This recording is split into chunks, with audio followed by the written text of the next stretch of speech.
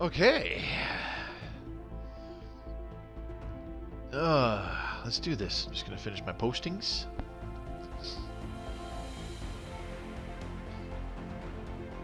Then we'll be ready to rock and roll.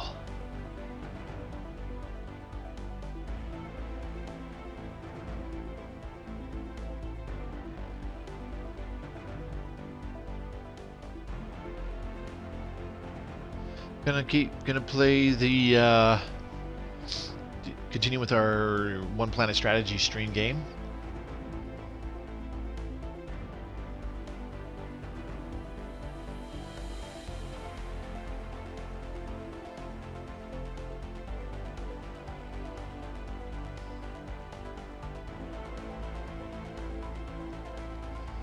Okay, so let's get rolling here. But first, I've been playing the Nation of MacGruber a lot in the last little while, and my gird, it has been a slugfest. Not literally, I'm not talking about Xeno scum in the form of disgusting slugs or anything like that, but geez, this has been an effort. This is the state of the galaxy right now. If any of you recall what it was like for our lovely little Newtonians before the end of the last stream that we did a little while ago there. Whoa, that's way too loud. Sorry about that. Anyways, yeah, this is all that's left. Now, don't get me wrong. The Prothoran still largely controls these systems because, as you can see, they still got a bajillion military stations strewn all over the place, and they just colonized this planet. They just colonized it. Dang it! We're gonna have to deal with that. Anyways, yeah, I've largely taken out all the planets except 3. There's 3 infested worlds left, and they're down here in this little group of systems, which I can't get to because they have been surrounded. You can't quite tell, but Folangar, Aruanam, Puo, Tar Valem, Vislok, and Feldazir, and Afriri, none of them connect over this way to our territory, and none of them connect over this way to this part of the spiral arm. So that's kind of its own little peninsula of star systems. So what I'm going to have to do is declare war on the Hanmer Enlightened Kingdom, which will actually put me at war with the Neberite Confederation as well. Those are the 2 powers in the galaxy right now. Well, the ones that can contest me, just so I can get at these last couple planets for the Prothoran Scourge and take them out. So I've found that ignoring the military stations and splitting up fleets for special, not really special roles, but to do multiple objectives, I suppose you could say, has been working. Hi, Jeremy. Good to see you again. I had a small fleet of about anywhere between, as little as 20 to up to about 50 battleships, and all they did was hop around cleansing planets, and they would emergency FTL if they ever got in a fight with a Prothoran fleet, because they simply couldn't take them on. I mean, they could when they had about 50 ships. They actually were able to take on a single Prothoran fleet and take it out by themselves, no problem. And they only suffered like 2 losses or something like that. So that was surprising. But I had another fleet which was at least twice as big, anywhere between 100 to 150 ships, which would go around also cleansing planets, but it would stand up and fight against Prothoran fleets when Prothoran fleets actually caught up to it, and they would just bop the combat fleets and take them out. But the main targets are the stupid Prothoran starports. That didn't sound right. Because how the Prothoran resupplies itself, it's not. I've said it a couple times before, and it's like, oh yeah, they get more ships whenever they infest a new world. That's not true. Every couple of years, the game runs a check as to how many ships the Prothoran has, and if the value is lower than a certain number, and I'm pretty sure the certain number is in the several thousands, it spawns a bunch of fleets for them. It spawns transport ships, it spawns some infestors, it spawns a few star broods, and any spaceports, any Prothoran spaceports over an infested world can spawn, and some do. They will spawn 3 Prothoran star broods. So to contain them as easily as possible, it's best your fleet warps in, quickly neutralizes the starport, and then starts cleansing some planets. That's how it was going so far. I also had to have another fleet of about 100 to 150 battleships in my home territory defending against any incursions, which was happening all the bloody time. And that was the fleet I was mostly reinforcing for a long time, because they were taking the most losses. They were actually sitting there to fight while the other fleets were going around knocking out planets and whatnot. And that's how the Prothoran lost pretty much all their territory. So, just a little update on that. I'm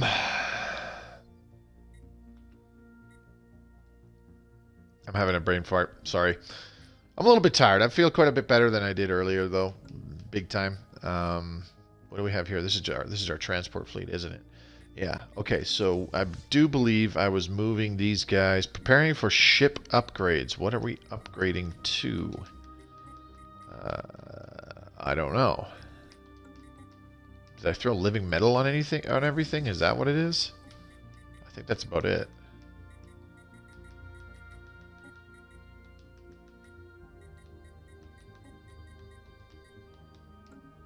I don't know. They're being upgraded though for something. Maybe for the advanced, maybe for better combat computers. I don't know.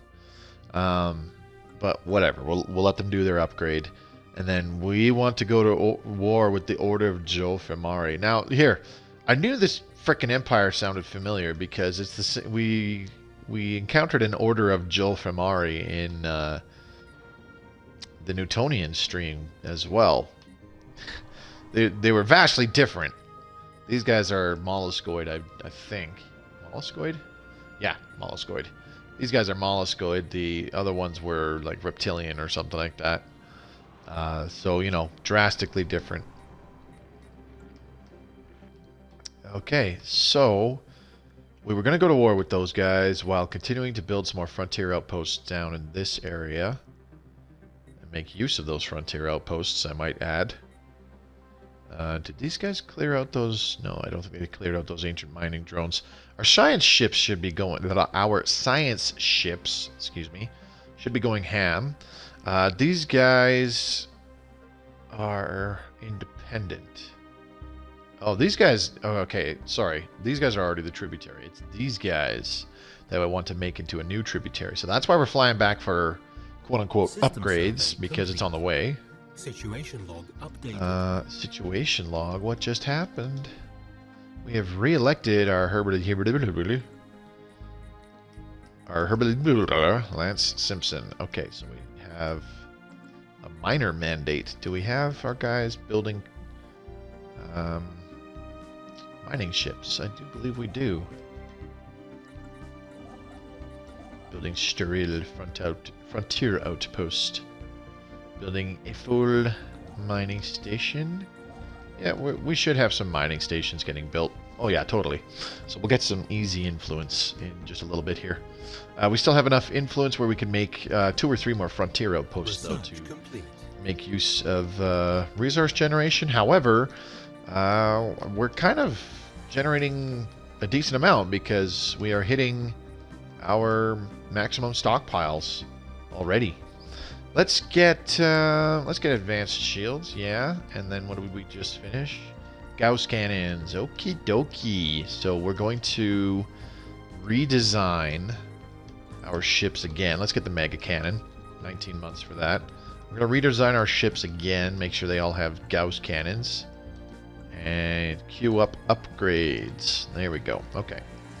So the one fleet, stop, return, go upgrade. There we go. 390 minerals for that? Oh, easy. Easy, easy. Oh, easy. Okay, so can we go to war with these guys yet? It's the Galactic Themlar Hegemony, yes. And we still can't go to war with them just yet. 229207. Okay, so we still got about a year. That's a little while. We have what? 4 vassals slash protectorates and 2 tributaries already. Alright. Not only are we going to upgrade the fleet, we're going to build some more ships. Yes, ships are good. Ships make us happy. Yeah, let's just do it. 2 more battleships, 2 more cruisers, 2 more destroyers. Because why not? I'm not going to bother with Ships corvettes still. At least not yet. Not till later. If we encounter some Leviathans, definitely use some corvettes for bait. There's a pirate fleet. What do we got here? Lookouts. Pirate fleets and pirate stations over here. Okay. Okay, so there's lots of little areas to clear out. We might want to go to war with the Ixidar Star Collective and make them a tributary as well. The Alvothari Confederacy. Are these guys, like, friends? Has trade deals with blah blah blah. Non-aggression pact with Ixidar Star Collective and one empire. Okay, so we don't want to go to war with those guys. What about the Woo, what do we got? Let's salvage the 500 minerals. Why not? And then the Ixidar Star Collective. Do they like us? Do they dislike us? Yeah, they're okay with us. Anomaly found. So far. Anyways, today, gonna stream for definitely at least 2 hours. I'd like to go for longer than that. You know, about 3 hours or so. That'd be nice. But we'll see. I've actually been kind of pooched for most of the day, and I don't know why. But it's alright. Okay. Really wish I had a battleship construction bay to speed up the construction of our battleships, but that's okay.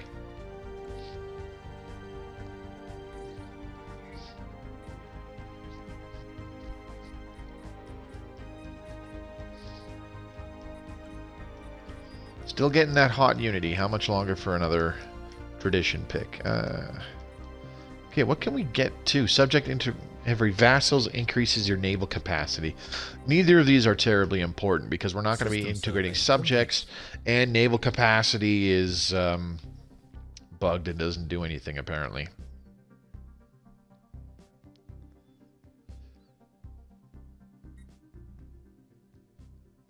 How about the Lavis Vestige? I'm surprised they're not going to war with us. Huh. That's fine.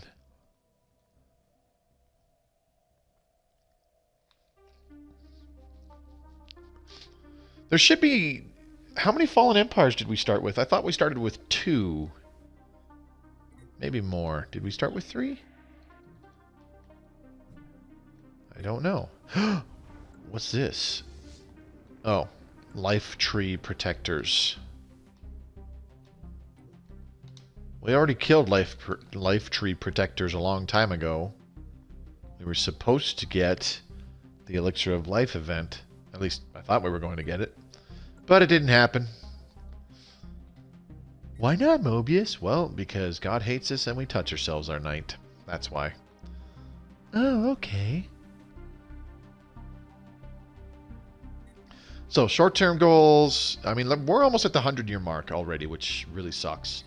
Because we haven't even hit Mega Engineering, which we need. We really need for that Science Nexus. However, short-term goals, Galactic Themlar Hegemony, make them a tributary. And, what's this? The Braxi League. Oh yeah, we uplifted those guys. That's a 5th vassal slash protectorate that we have, isn't it? Yeah. Huh. I actually kind of forgot about those guys. That's fine. Is there another one in this area? No, there isn't. That's fine. Maybe we should leave enough influence generation available so that we can build one more frontier outpost like over here in this area. If we find another primitive world or primitive civilization, I should say, way over there, that'd be pretty cool. System survey complete. Yep. Research Get complete. one more civilization under our wing. Because why not? We are going to be the eventual rulers of the whole galaxy. Neutron torpedoes or tachyon sensors, huh? Well, improved sensors is okay. It increases tracking. But neutron torpedoes, because... yay. System survey complete. Because torpses. Now, for those of you who are still watching this on YouTube, my name is Mobius Y, playing Stellaris Console Edition. I do this at least once a week. Subscribe to the channel for additional videos, and don't forget to click the bell icon so you are notified when a new video goes live. Hope to see you at one of the live streams. You can find a link to my Twitch channel in the description below. You'll also find links to my Twitter feed, which is a great way to keep in touch with me and be apprised of... This isn't in our borders, is it? Oh, that's because I have the Frontier Outpost selected. Duh. I'm trying to build with the Frontier Outpost.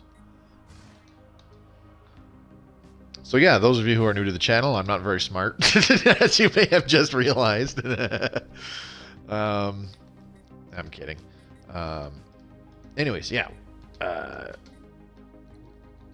Links in the description below. Twitch channel, Twitter feed, great way to keep in touch with me, and I'll also post when I'm going live, when I have to postpone or cancel streams as well. What do you mean you can't find any more systems?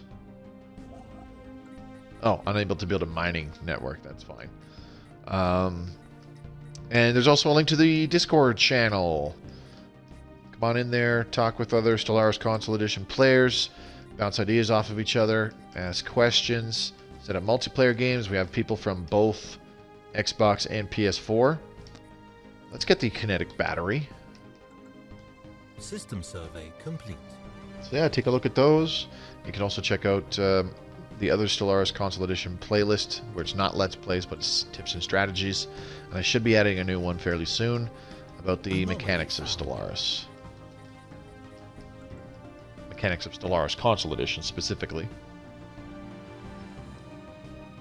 Once a week I stream, and there's I have saved games where it's not Iron Man mode so that I can save at any time.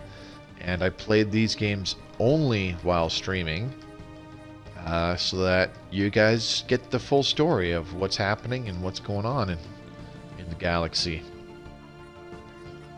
And we can experience it together.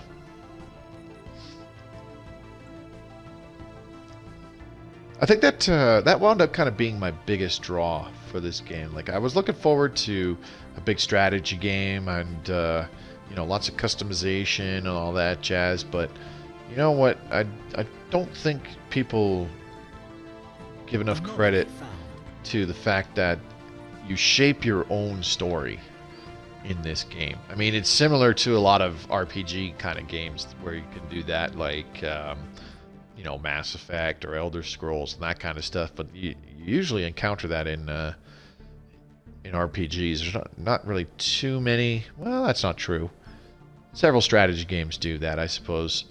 Age of Empires, Civilization, that kind of stuff. You essentially forge your own path and make your own story. Complete. Sort of. I think Stellaris does it really well, though, by taking it into space.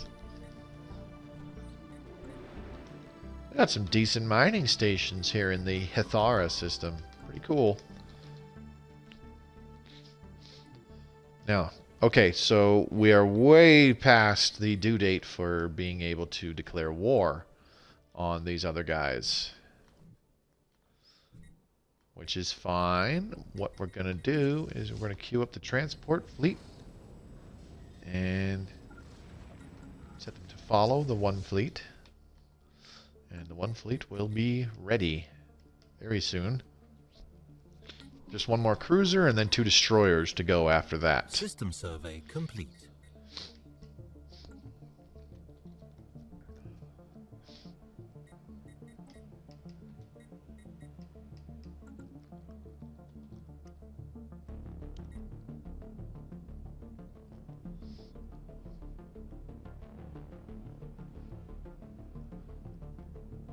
System survey complete.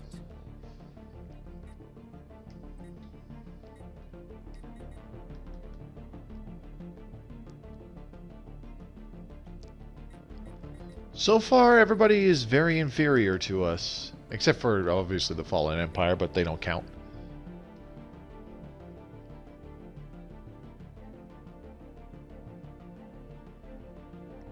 Research complete. Anomaly found. Research done. What did we get?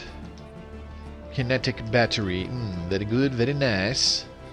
I'm actually doing a playthrough. Let's get swarming missiles for the hell of it. I don't think I have an expertise rocketry person, so that's fine. Like I was saying, I'm actually doing an Iron Man right now where I focus on missiles. I use only missiles, and it is so painful. I don't use torpedoes. I forbade myself from using it. I'm not allowed to use torpedoes. Missiles only is just so poopy.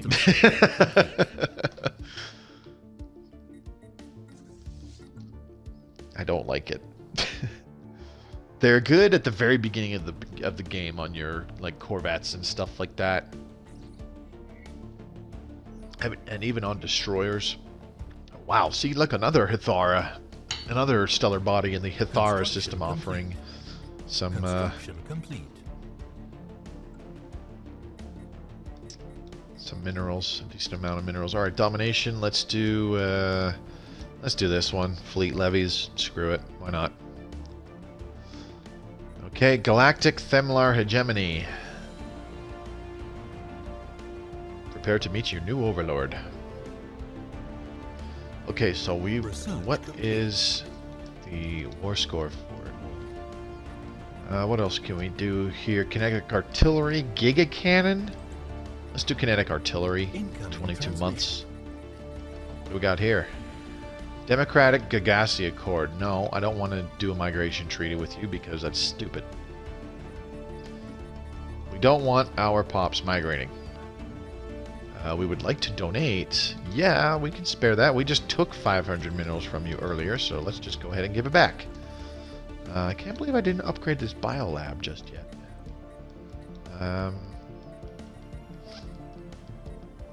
Okay, so I didn't reassign this scientist because I'm hoping we get another certain kind of military type of technology in the society tree. Military theory, I believe they're called. Okay.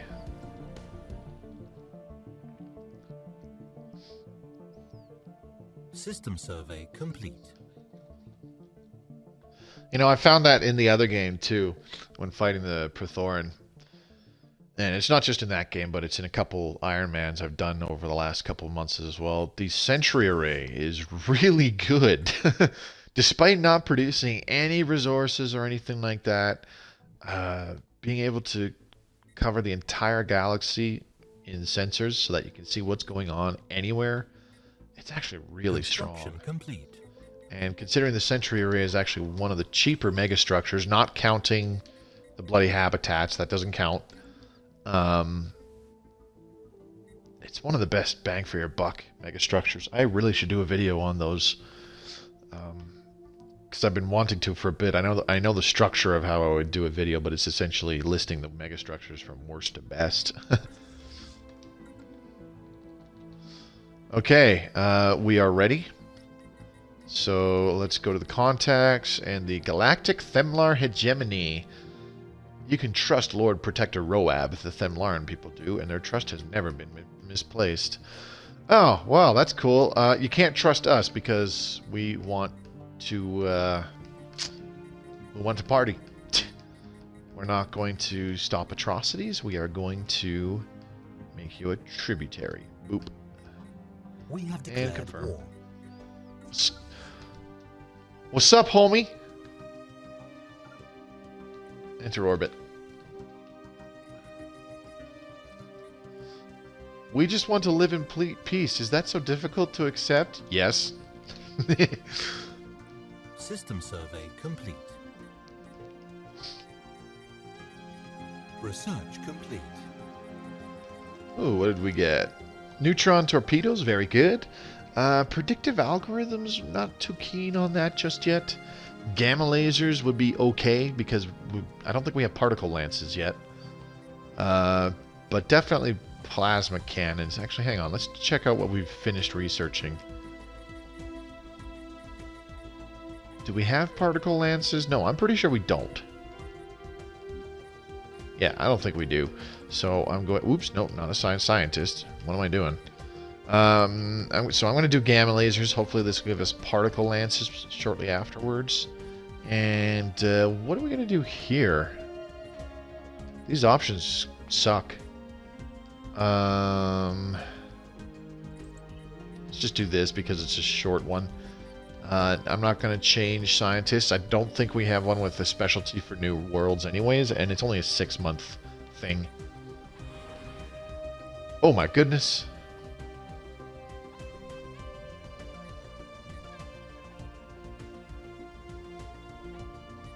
There's more here than I thought there would be. Alright, that's fine. Take out the spaceport. Start with that. Hostile station engaged. Hostile station engaged. Pew pew.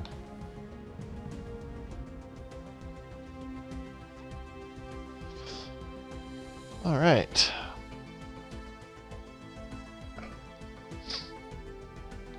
Alien spaceport engaged. This has been so strange and different from my usual one planet strategy playthroughs because I am aggressively adding people to...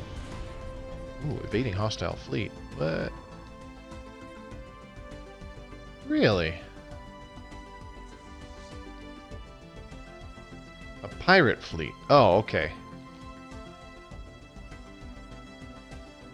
Where are they going? Looks like they're moving somewhere. Are they? No. They're just chilling. System survey Fine. complete. Situation log updated. There we go. Construction Problem complete. solved. Please bombard the planet. Construction is done. Okay, we got a biolab now. That's fine.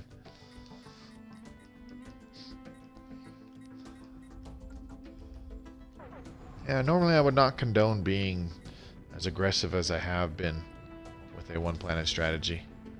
No, that is the wrong thing. What are you doing? Are there ships to attack? Oh, that's their fleet. Sweet. Let's do this. They have twice as many ships. Hostile fleet engaged. That could be problematic. They also use missiles, and we have no point defense. Ooh, ooh.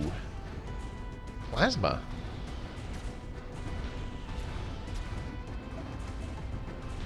If we thin their... We just need to thin their numbers a whole bunch before... Anomaly. Come on. We're losing our cruisers badly.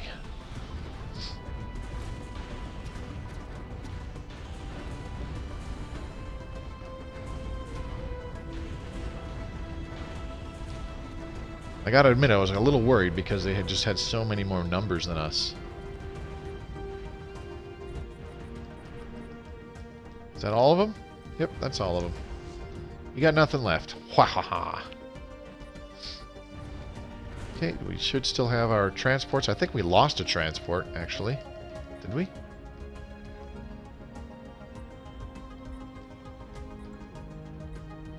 Can't tell. Doesn't look like we did, though. I don't know. I thought we had 17 transport ships. Alright, now what do we do? Let's do nutrient replication. That's a long one. Okay. We will ready the transport fleet in just a minute here.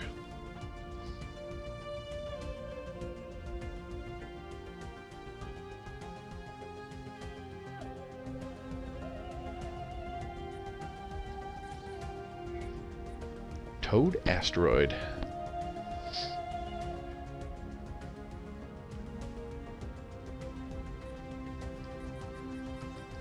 So what's it going to take to get these guys to...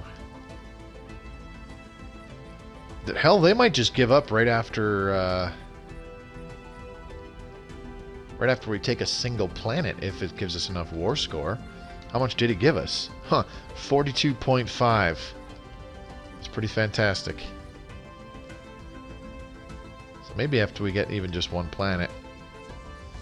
Alright, let's start landing our armies. Problem is the fortifications are still pretty high. That'll drop. Come on, keep dropping. There we go. That's more like it. Alright. Do your thing, chicken wing. Excuse me. Being a regular sniffleupagus, apparently. That's it. Invasion successful.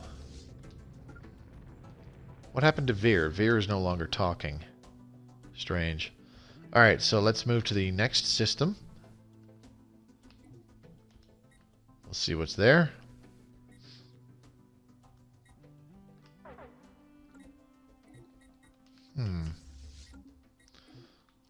Lookouts, eh? For the good of all the post-1 Themlar dispute, we must yield. Show the same magnanimous mercy you'd expect from us.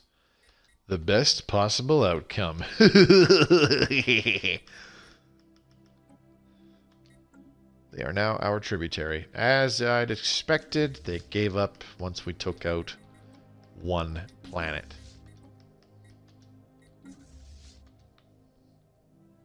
Why did they do that? Well, the space battle gave us a good 40-something points of war score, and invading the planet probably gave us another, 20? Just enough to make them be like, nope, we're done. We're done with this. We're out. We've had enough. This is good. We now have 3 tributaries, giving us lots of goodies.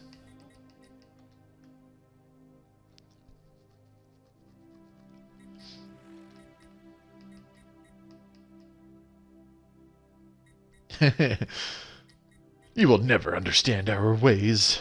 Probably not, but I don't really care.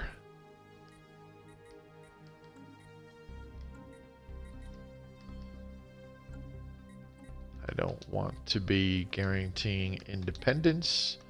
Revoke guarantee.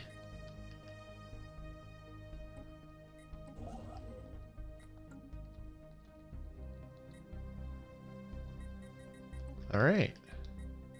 So our income is actually extremely good right now. Let's get Stormfire autocannons. 12 months for that. That's pretty quick. Ooh, what the...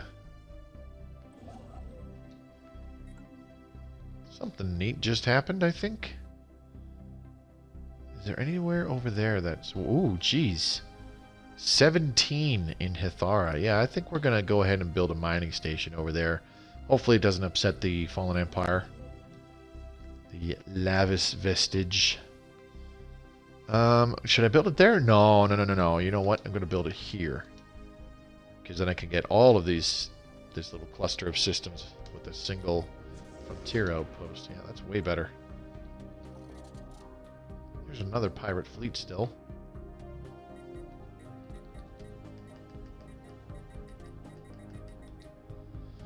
They want to give us energy credits for monthly Urantic crystals. I'm going to decline. I'm pretty sure we have some extra because computers, or I should say AI empires, rarely ask for a strategic resource if you don't have extra.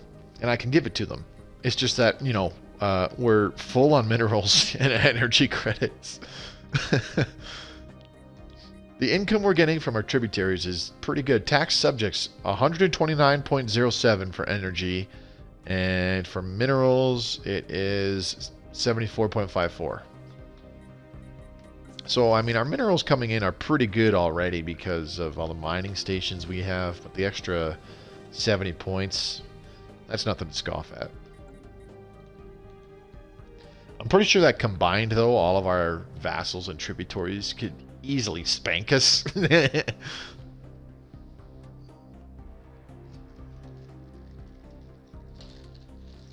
I can't believe it's been a half hour already.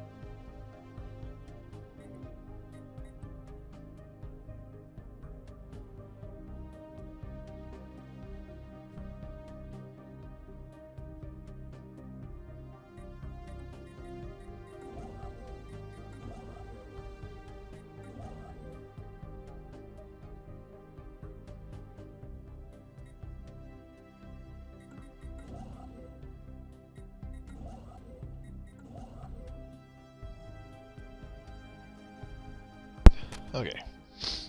Sorry about that, just having a little snack. Figured you didn't want to hear me chewy. Build mining stations, build research stations, because why not? Ancient life pod. Neato. Okay, I'm actually going to do something really quick. I'm going to save the game, quit to the menu, and then come back in because What's His Nuts is no longer talking. Veer. I find it's a lot easier to pay attention to alerts when I hear him telling me things. When that's not happening, sometimes I miss stuff. And then I feel dumb, and I don't like feeling dumb.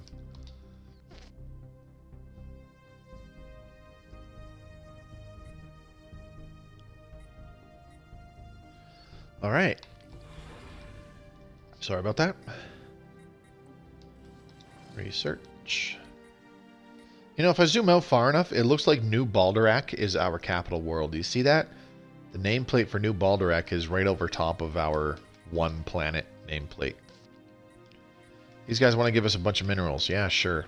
Now that I can actually, you know, take some. Let's build a few more ships while we're at it. Let's get 1, 2, 3, 4 cruisers, 2 destroyers. System survey. For no reason other than to keep our numbers up.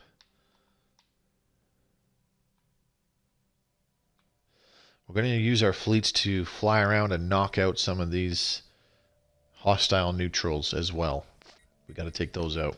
How many 14 out of 16 leaders. We got one scientist who's just sitting around chilling. Why have I not put him in a... Oh, what is wrong with me? I don't know. Let's trade for that. And then, yeah, we'll leave that. We'll leave it there. That's fine.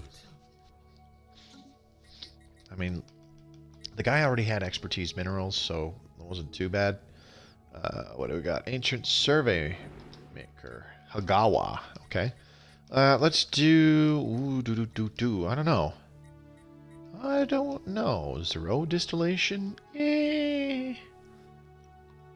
Not that it's bad.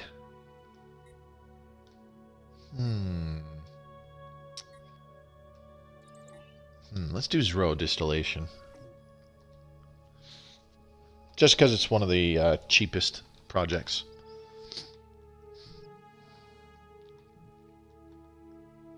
See, we might even get the Hagawa system within our borders once this evading hostile fleet. Frontier outpost is done.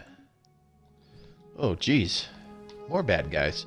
There's pirates all... There's got to be the pirate haven, like, probably right up in here. I'm just guessing. I have no idea where it actually is. Yes!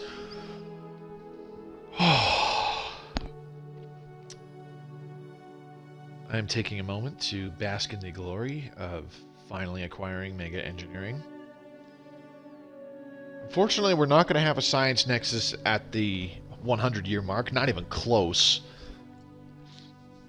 But we can definitely get started. 44 months. And you know what? We're going to enact the Engineering Research Grants Edict. That should speed things up. Situation log 30, now it's 37 months, so not a huge deal. It's a few months.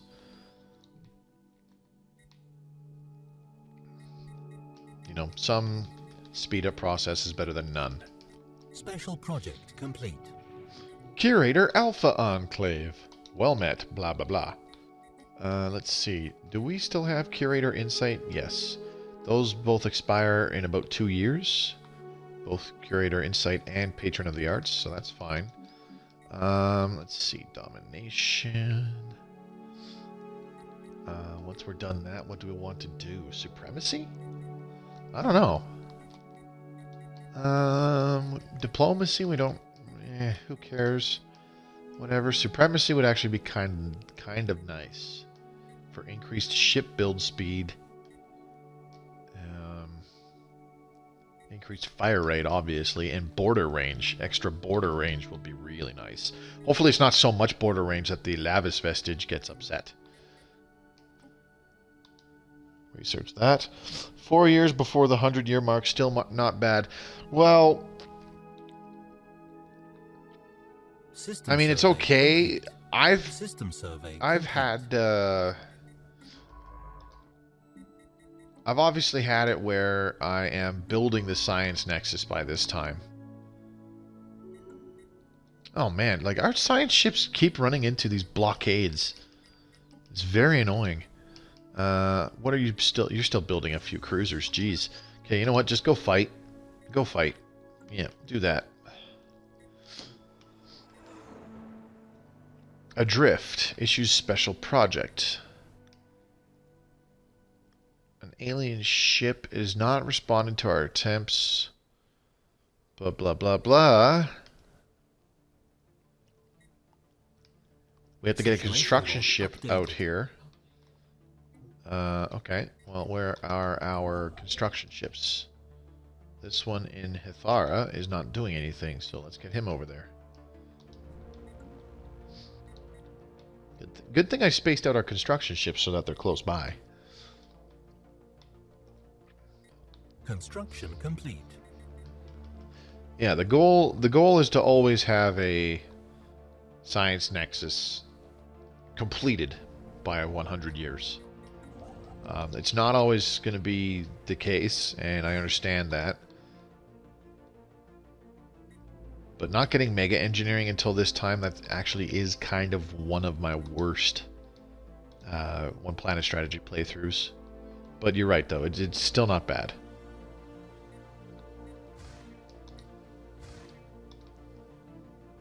I still can't help but think it would have shown up sooner if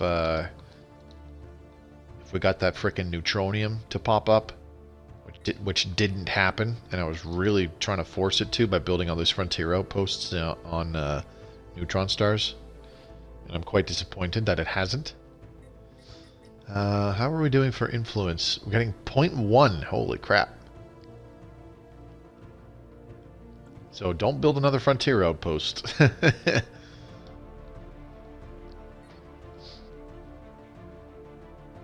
So long as we keep it to just one planet for a while still, and we just do nothing but amass resources to construct this Science Nexus. Oh, the other thing too is we don't have the traditions for it anyways. We need the Galactic Wonders Ascension perk, but thankfully, by the time we get it, we can just hold off on picking... What the? Oh yeah, I forgot. It seemed like for a second I was like, oh no, my science ship is under attack. Ah! Okay, let's get some science ships. Your Empire gains the enhanced ship speed modifier. I like that better than getting a new science ship. I like that way better than getting a new science ship. Okay, so I'm going to move these 3 science ships over to here. We're going to get one of them to scan the debris from the crystalline entities. And then we'll move the fleet. Situation log updated.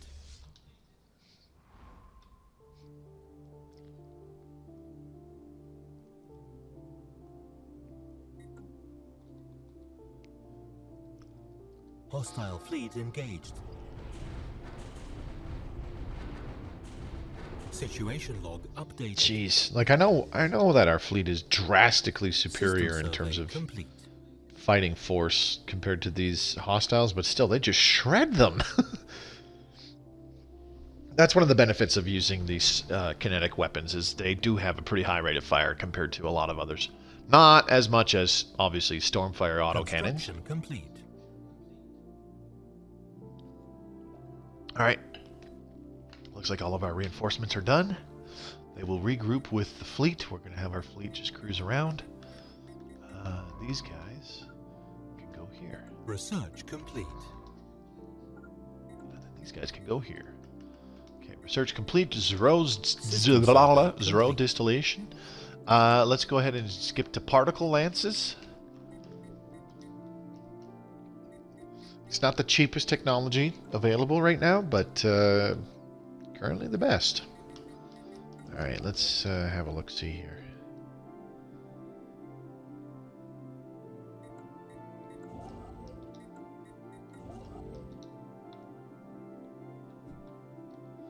This guy can go build here. And then build here. Alright. The fleet is attacking someone. Sup, dudes? Situation log Pow pow, you're dead.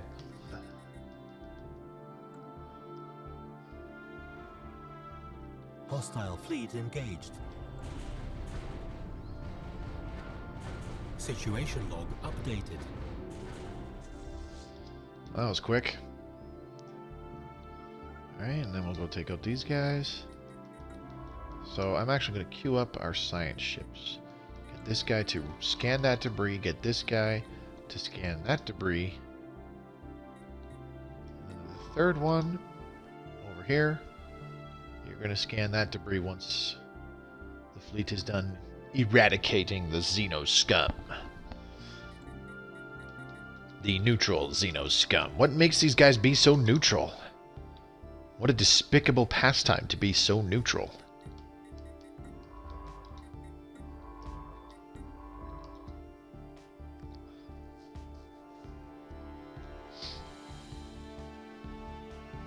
Looks like there's a few more crystalline entities in here. Hopefully the Crystal Nidus is nearby. That would be fantastic.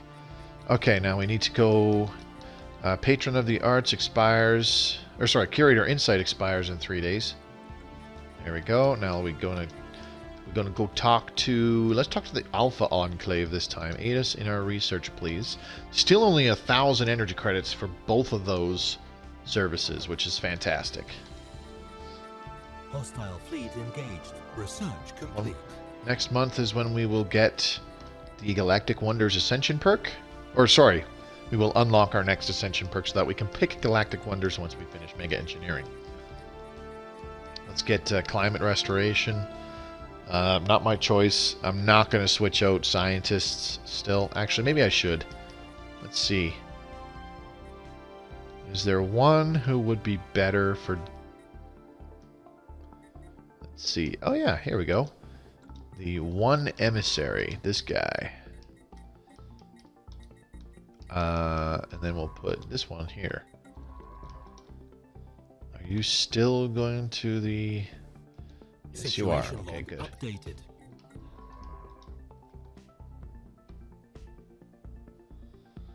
Now, did you take care of all the hostile fleets yet? Not yet. Getting there. Hostile fleet engaged. Situation log updated. Cleanse, purge, kill. Hostile fleet engaged.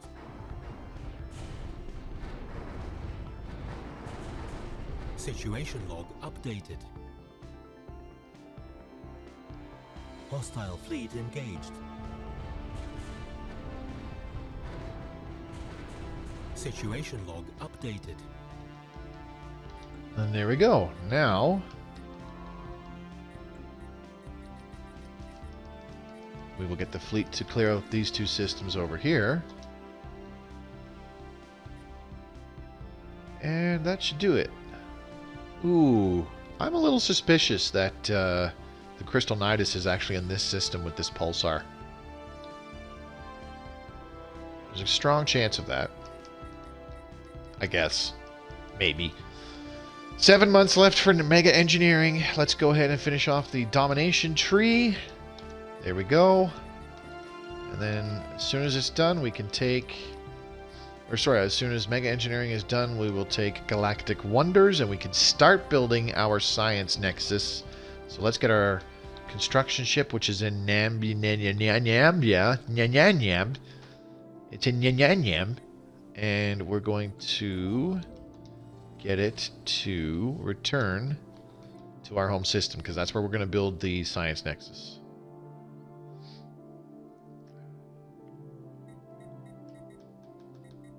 Construction complete. Construction complete. We'll take a look at that in just a minute. How are we doing for influence? Still 0.1. Situation log updated. Hostile Pop, fleet there goes engaged. one fleet. Situation log And updated. pop goes another fleet. One more.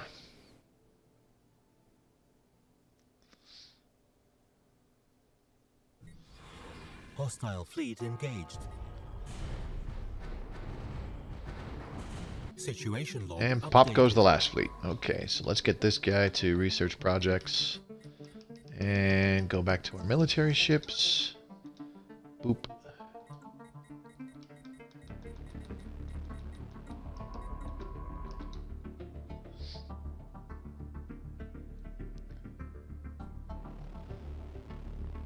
Okay, so no Nidus in that system. That's fine. I still would really like to encounter it sooner rather than later.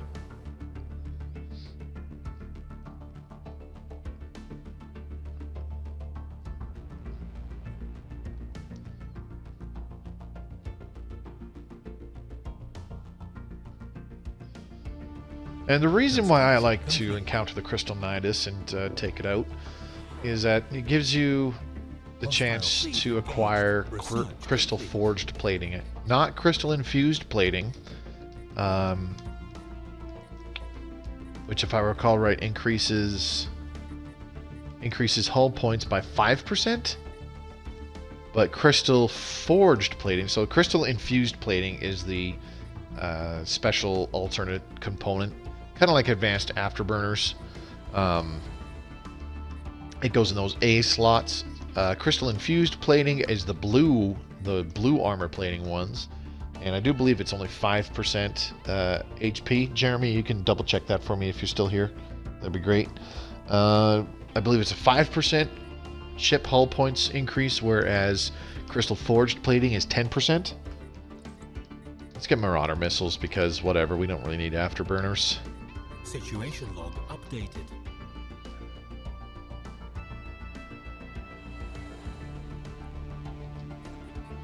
Oh yeah, jeez. There. Okay, now where is that construction ship?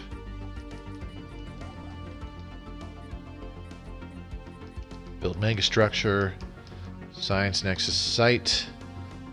Where can we put it? We're going to put it around New Baldorak. Because why not?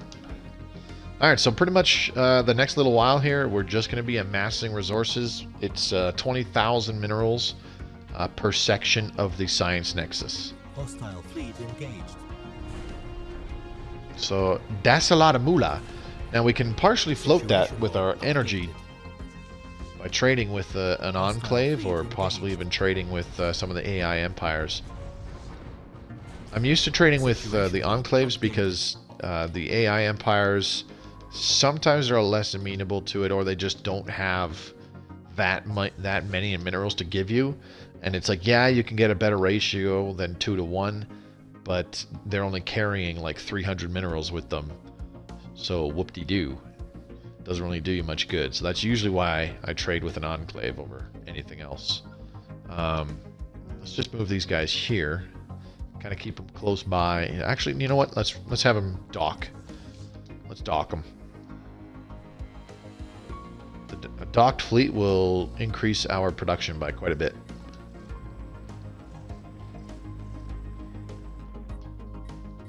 Both in energy credits and minerals.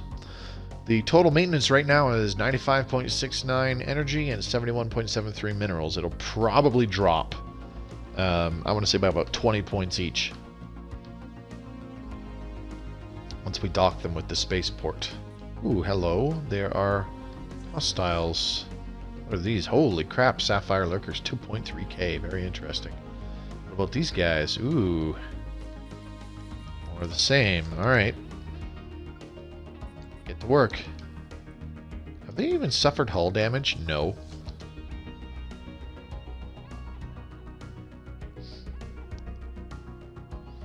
Now, the next question is, where the heck are all of our science ships? Oh, they're way over there still. It's going to be a while before they get here. Now, do we have a source of living metal? Yes, we do. We have two, actually. I suspected that. I made sure of that, but I just wanted to double check.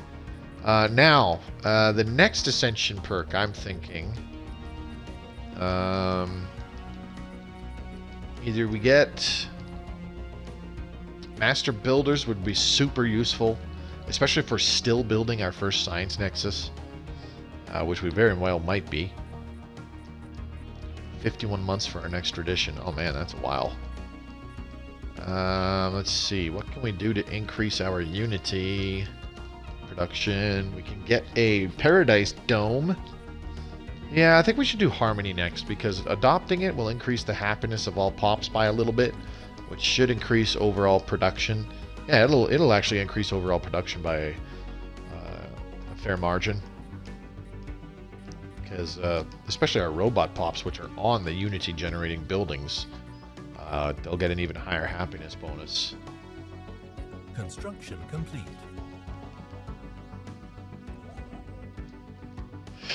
Ooh, excuse me. Hiccups. Alright, look at that. Oh yeah, I forgot to check. Is the Lavis Vestige angry with us? No, they are not. Good for us.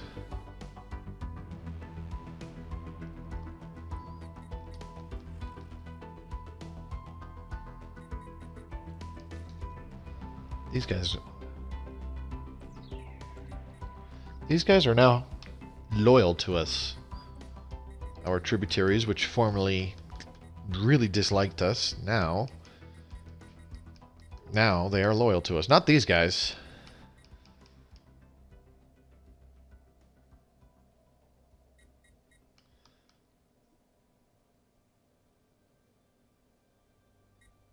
I don't think these guys will ever like us. But you know what? That's fine.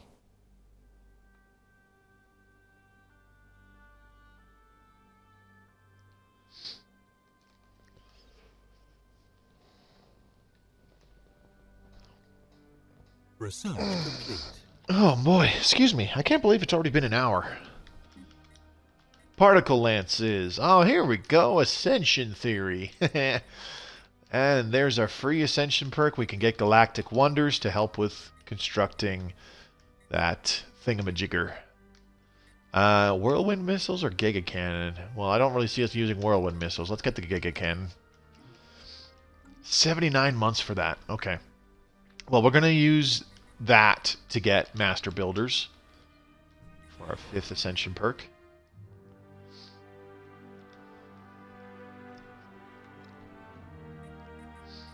How are we doing? Okay.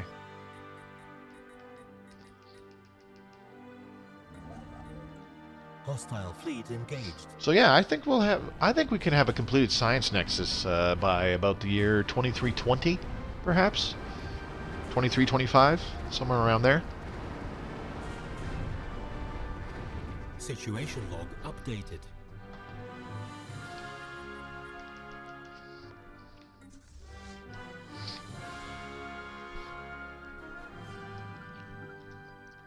Send them over here next. I believe that's where I wanted them to go.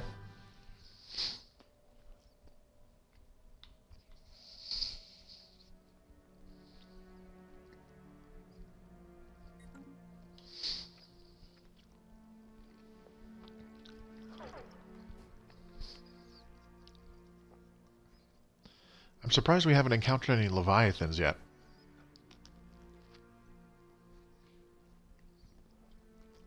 You know, in the Newtonian game, we never did either.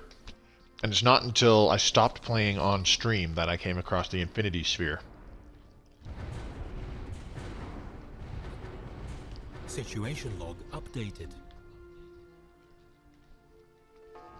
And in that game, the one Leviathan that I encountered is on the other side of the galaxy. Situation log updated.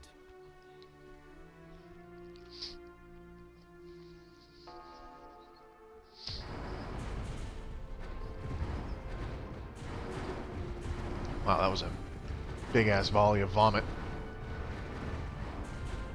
Take them down, Legolas. Beautiful. Well, we got another election coming up.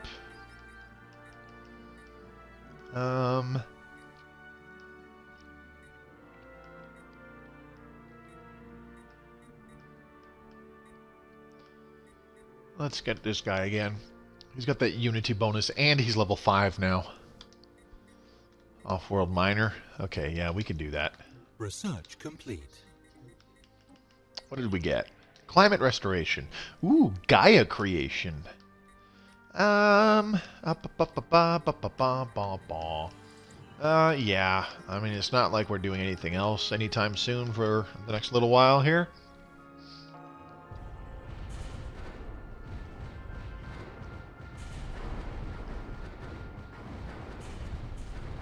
Situation log updated. Get wrecked.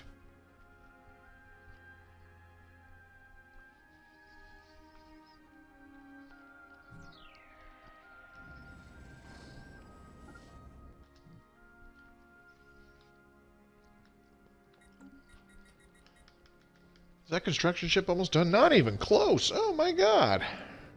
Not even half done. Yeah, the forged is better by Situation log by updated. 10%. That's what well, I knew that it was better. I wasn't sure of the value. I just wanted to double check. I was pretty confident it's 5% with crystal infused and 10% with crystal forged. See, we just got crystal infused plating, as a matter of fact. Debris analyzed. Or, well, we just reversed engineered it, I should say.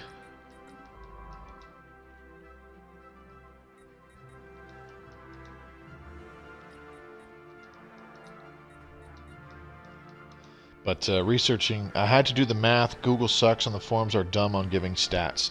But you can check the wiki, though. The Stellaris wiki is really good for checking that stuff out. And there's a lot of pages now that have a console tab for them, too. Which is accurate to the console edition.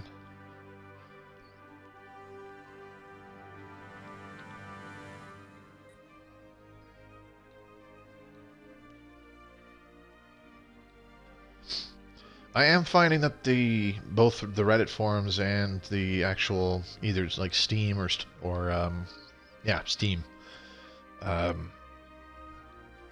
Is it the Steam forums? I can't remember. I can't remember if it's the Steam forums or the Paradox forums, but sometimes I find conflicting information. System survey complete. And it's really frustrating. Scientist gained trait. Oh, expertise particles. Just what we needed. Alright, where are you? You can go do that.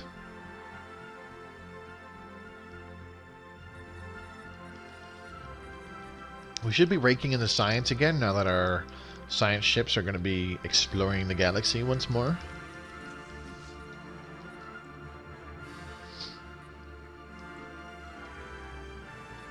Oh yeah, we'll have 20,000 minerals long before this construction ship is even done building that construction site.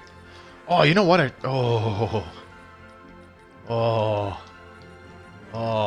feel really stupid now. That just dropped Ascension Theory by about 20 months or something like that, didn't it? Debris analyzed. I can't believe I usually don't forget that kind of stupid stuff, but I can't believe I forgot it this time. Analyzed. Let's have a look-see here. Select research. Crystal infused plating is almost completed. See, that's one of the nice things about reverse engineering from debris fields is sometimes you can get the complete technology before you even do it yourself. Like here, it's like 2/3 done. And yeah, so crystal infused plating is plus 5% ship hull points, but the Crystal Nidus, which is the giant crystalline space station, that'll give you a hot plus 10% hull points. So you throw that on battleships that already have, 3,000 or more HP, and each one of those components adds 300 hit points. So later on in the game, if you are, I think I'll have to test that.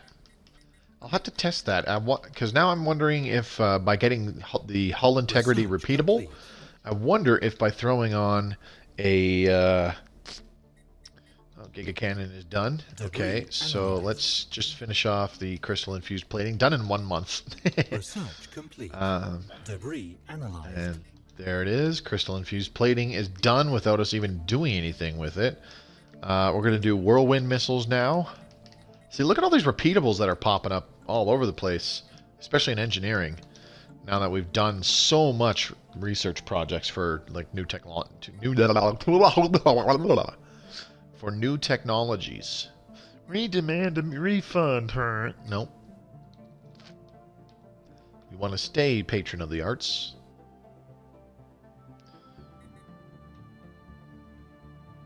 Okay, so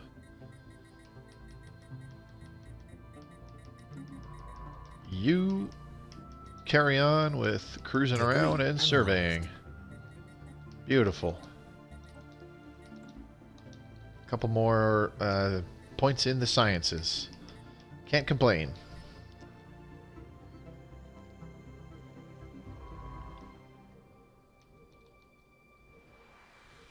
What the? You're colonizing that?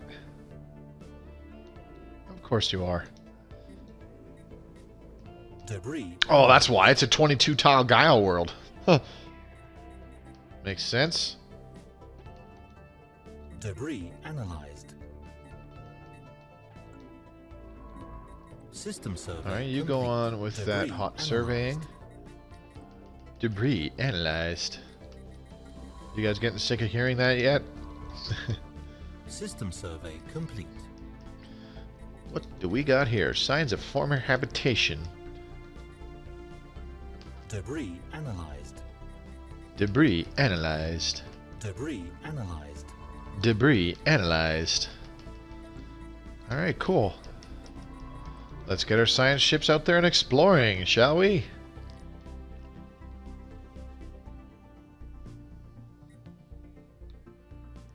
A 22-tile Gaia world. Well, you're welcome.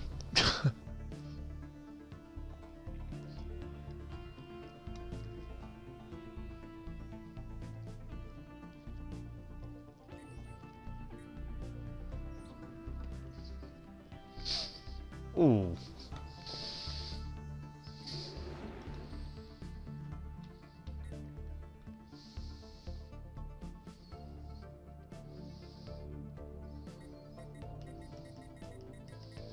Debris analyzed.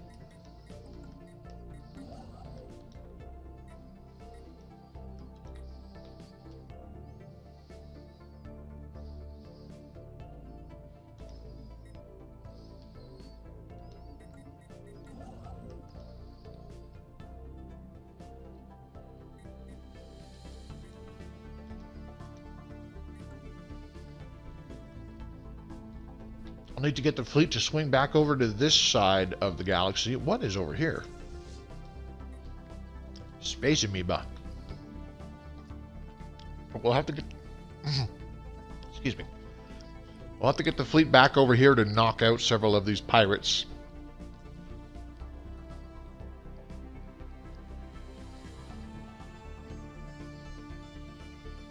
Debris analyzed.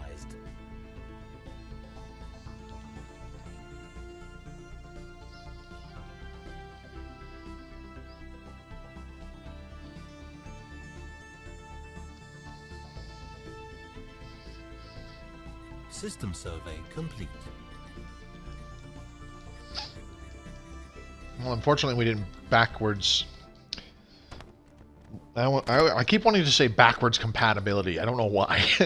Research complete. Unsurprisingly, we didn't reverse engineer any new technologies. But, you know, that's fine. Let's get advanced afterburners. 28 months left for Ascension Theory.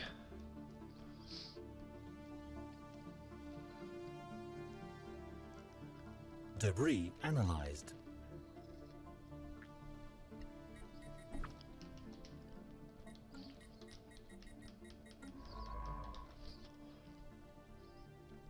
I'm going to get this scientist to come all the way back.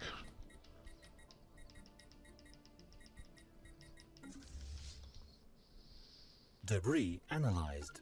Just start by putting the fleet over here.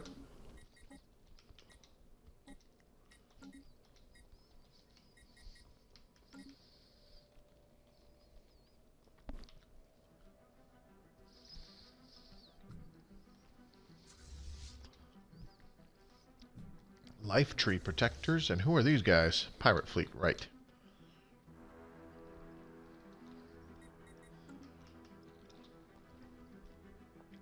Gotta admit, I do find it kind of stupid how the AI,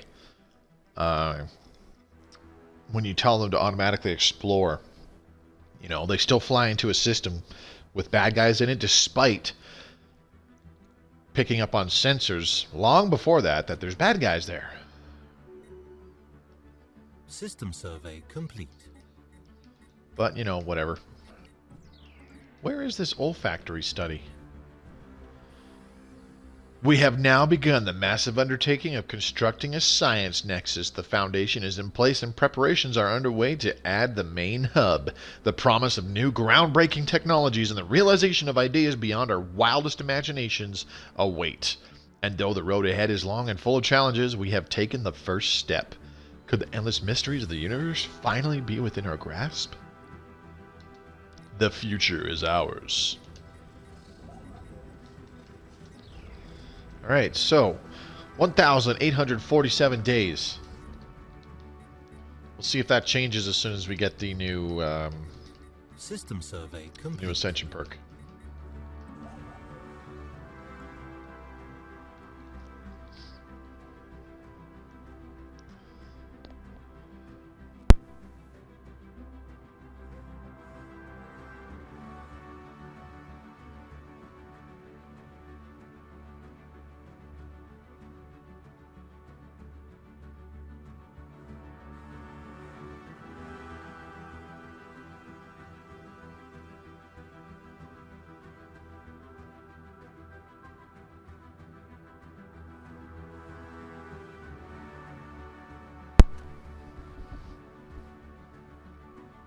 Sorry. This is like the only time I've ever been snacking while playing. So that's why I'm muting my mic. I figure nobody wants to hear me chewing. Oh.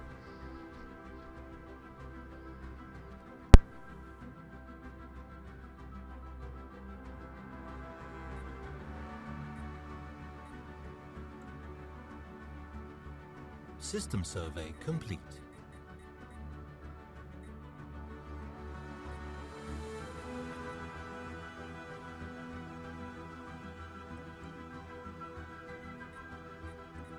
System survey complete.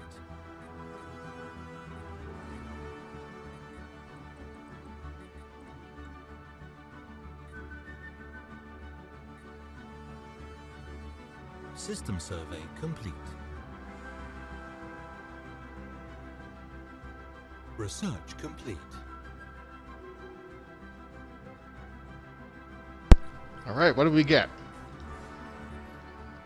Minor mandate fulfilled. Beautiful. Next up, let's do... Well, this is the start of our repeatables. I don't know what to start with.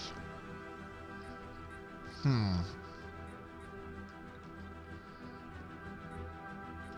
mean, they're all kind of blah. Loader efficiency would be okay because we are using kinetic weapons for now. But I'm going to pick hull integrity because it has universal applications,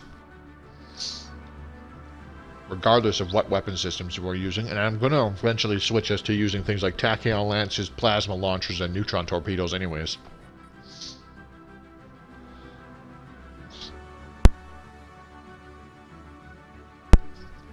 Oh, excuse me.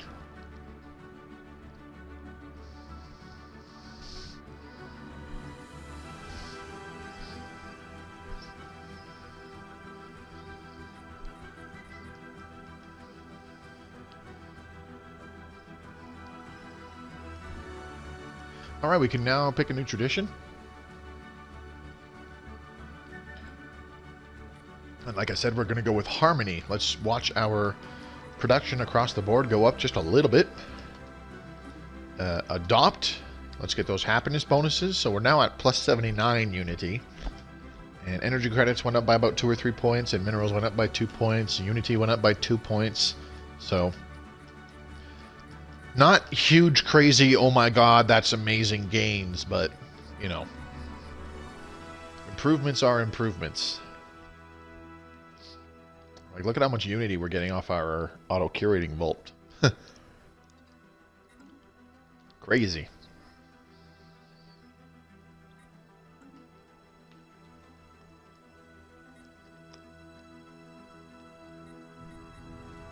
System survey complete. Excuse me. Okay.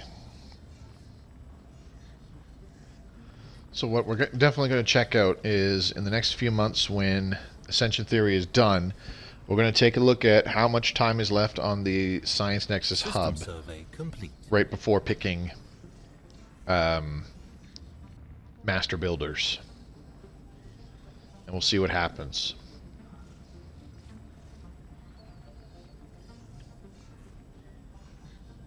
System This will actually be a good test because I myself am not 100% clear if doing something like picking Master Builders partway through megastructure construction still speeds up the process, or if it's only in future projects, and that's it.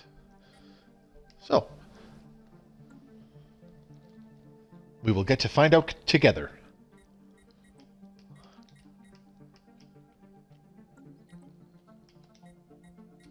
Six months remaining, and we're almost done with Gaia creation even. Crazy.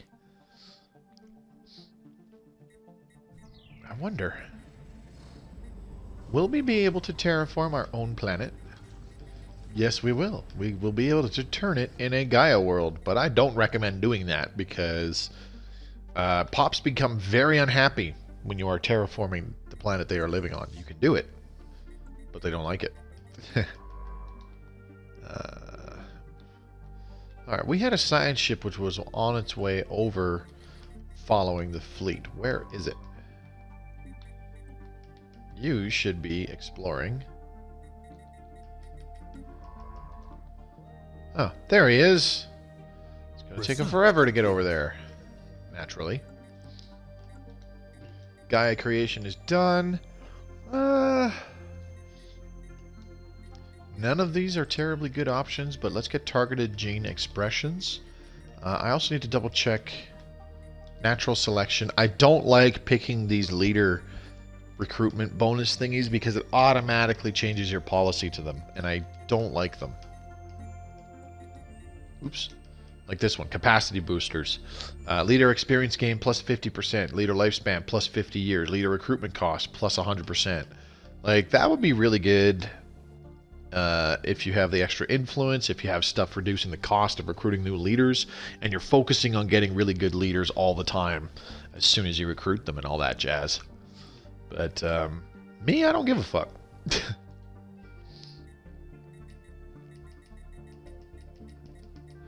Alright, enough waiting around. One fleet. Destroy!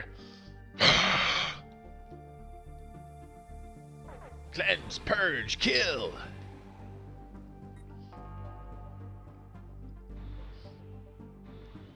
Raider Sourpuss? System survey complete. Research complete. Incoming missiles. Oh, here we go. Ascension Theory is done. And we can now get Tachyon Lances. Yes, please. Ascension Combat Simulators would be pretty good, too. Let's start with Tachyon Lances, though. And we've got hull integrity. Let's get Devastator Torpedoes so that we see more repeatables. Alright, now, let's disable the Physics Research Grants Edict. That should put everybody else back on an even playing field. Unfortunately, that means we research Tachyon Lances that much more slowly. But it was only about, what, 6 months? Not even. So, not a big deal. Let's go back to our home planet. How much longer for the Science Nexus? 1,232 days. Let's take Master Builders and see if that drops the time. Yes, it does. It did it right away. Beautiful. That's good to know. I suspected it might be the case, but it's good to have confirmation. System survey complete.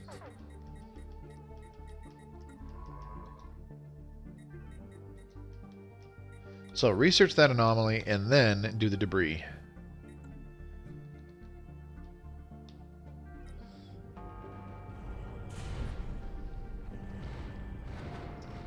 These mining drones are about to go back to being ancient. Boop. Bopped him pretty good. What's over here? Oh.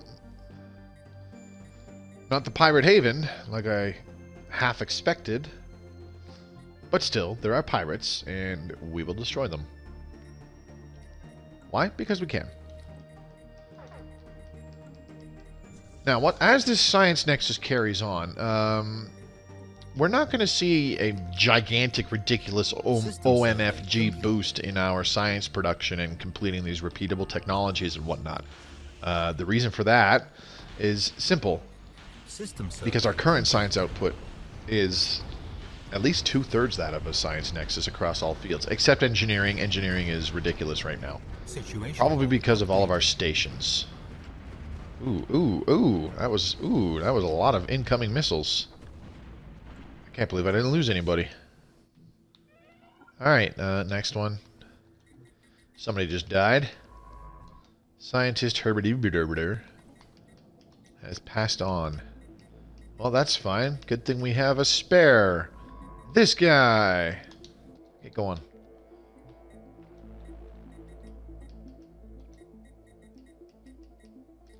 Let's have a look. Do we have any new scientists that have like Spark of Genius or something? No. But we can get a synthetic leader. A synthetic with Spark of Genius would be amazing. What about a governor? We can get a synthetic governor. See, synthetic leaders have some pretty good bonuses.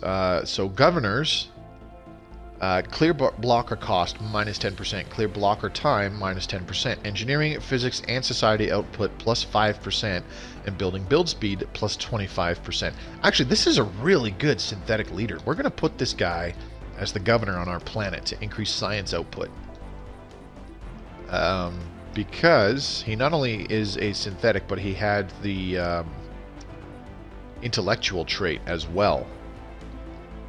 So synthetic, all three sciences plus 5%, but the intellectual trait, all three sciences plus 10%. That's another plus 15% science generation bonus on our homeworld.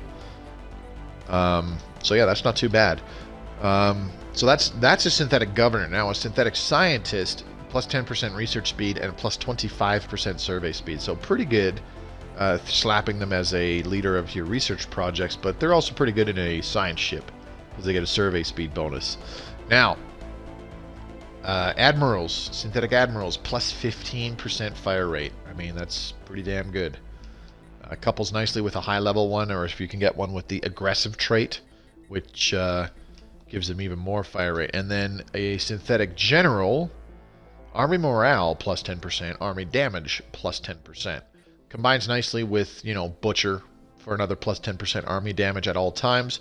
But Invader works too for plus 20% additional army morale and damage. So couple that with the plus 10% morale and damage for being a synthetic, and that's plus 30% bonuses just from the traits of your general. Synthetic leaders are good.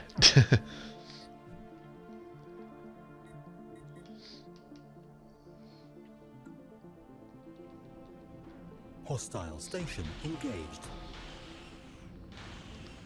Incoming missiles.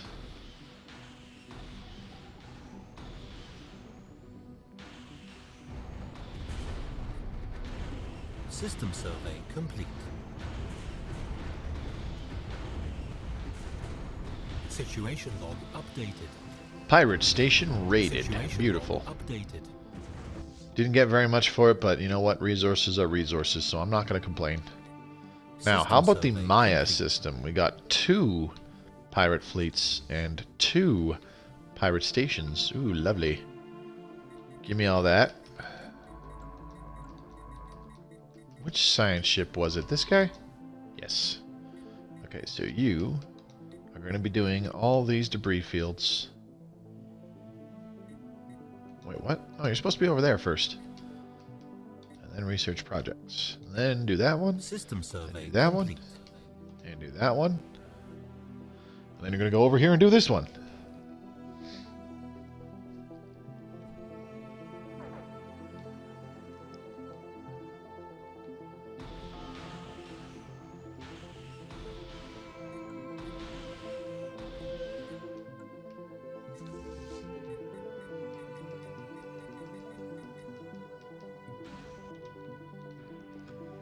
It's nice having monthly hull regeneration.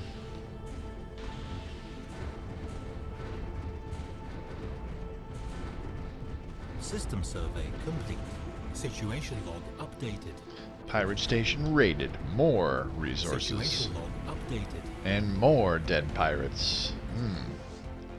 Music to my ears.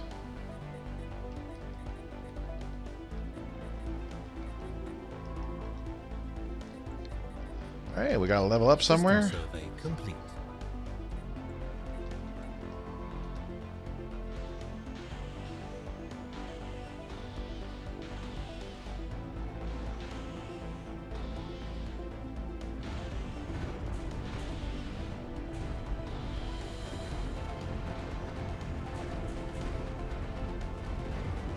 Situation log updated.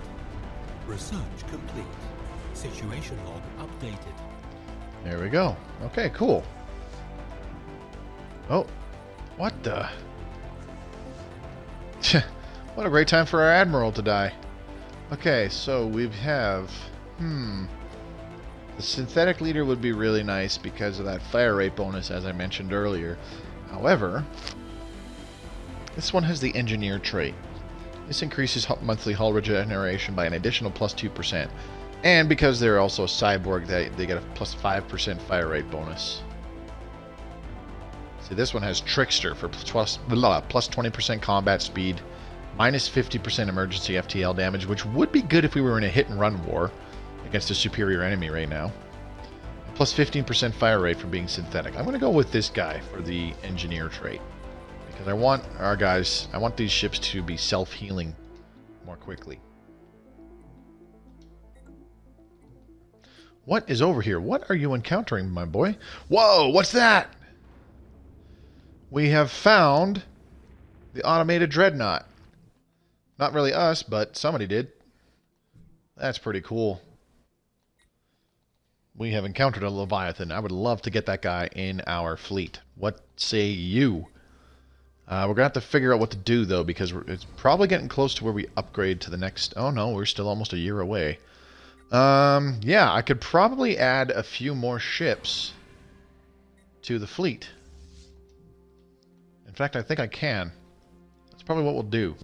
We'll get the fleet to return, add a few more ships, redesign the setup. These are all awful except for hull integrity. And let's try and get that Automated Dreadnought. And it's in Hixarchos, right? No, it is in Yerba. Okay.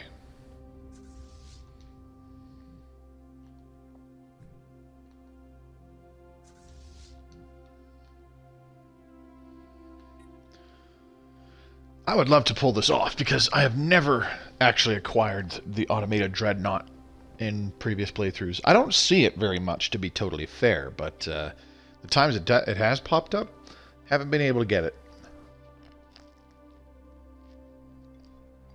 So it would be pretty cool to do it this time around.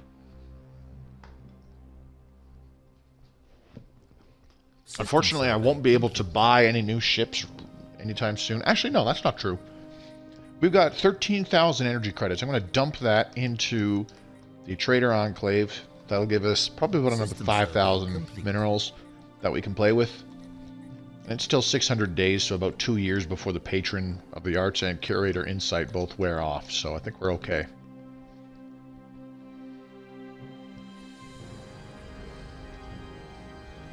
Yeah, we got 4 months before this finishes, so we actually don't have enough minerals for the next section yet. So let's change it. Let's fix that right now.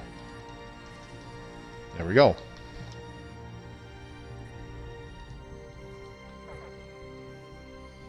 And just like that, the magic is gone.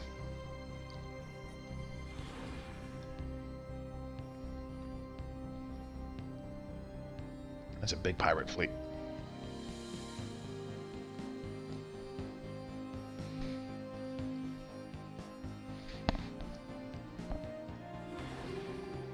I do prefer the way the pirates are handled. Wow, lots of skills on that person.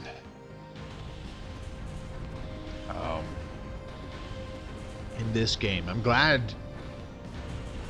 Like, what's the other game I have? Sins of a Solar Empire, where you have pirate bases, and you can give up resources to put a bounty on other players. And every so often, the pirates go on a raid. Oops, no. I screwed that up. I screwed that up big time. Science Nexus hub. Okay, I need to fix this first.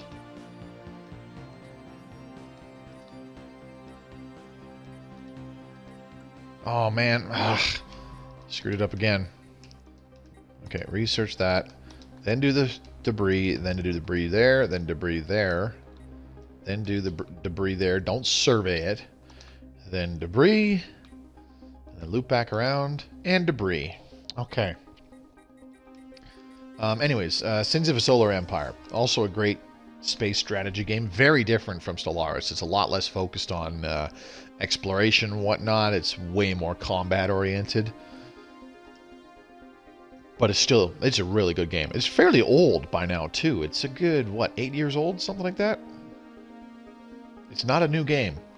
But it's really good. And how they have pirates is it works very differently. You don't explore a galaxy in Sins of a Solar Empire. The map is essentially stars, and so picture like a Stellaris map where this very center is actually a single star, and each one of these points around the star is some kind of stellar body, whether it's a planet or an asteroid or, you know, a pirate base or a nebula or some kind of ion storm or something like that. You can have these solar systems which have a crap ton of planets or whatever stellar bodies surrounding them, so it does get a little bit ridiculous because I kind of feel it's a little, for lack of a better term, unrealistic how you can make a single star with like 100 planets around it or something like that, but that does offer for a big map. Who cares? It's a fun game. The way it plays like that is just fine. And so long as, you know, I actually bother to forget that, hey, this star has like 6 bajillion planets around it, it's fine. So what happens is, in one of these pirate base systems, all these pirate ships will just fly out of it, and they'll just jump from system to system and jump towards the nearest owned planet that is controlled by the player with the highest bounty on them. And in the early game, those pirates, they really fuck you up. So, it's kind of like the Sins of a Solar Empire version of the Marauders, except they keep happening until you take out the pirate bases. Let's get Tomb World adaptation. That's only 11 months. Oh, did we queue up the next section for the... I don't think we did. Too much talking. Need to queue up the next section for the Science Nexus. Boop. There we go. That's what we wanted.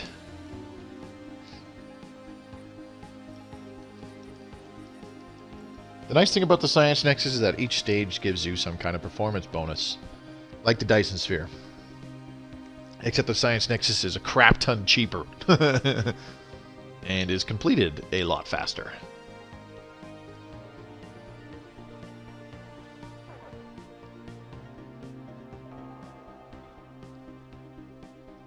System survey complete. Situation log updated. We also need to save up a bunch of energy credits to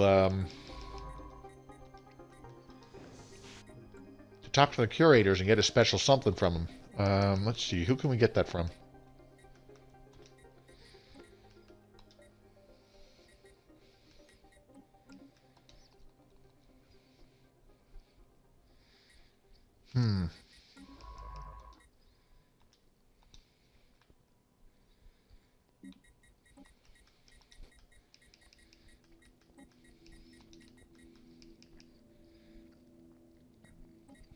Let's get this person.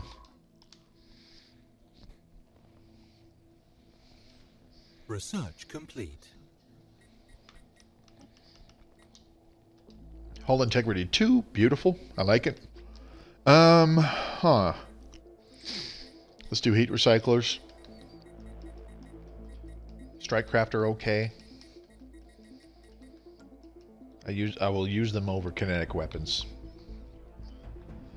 Or at least I will in this playthrough anyways. I tend to flock towards energy weapons in most playthroughs.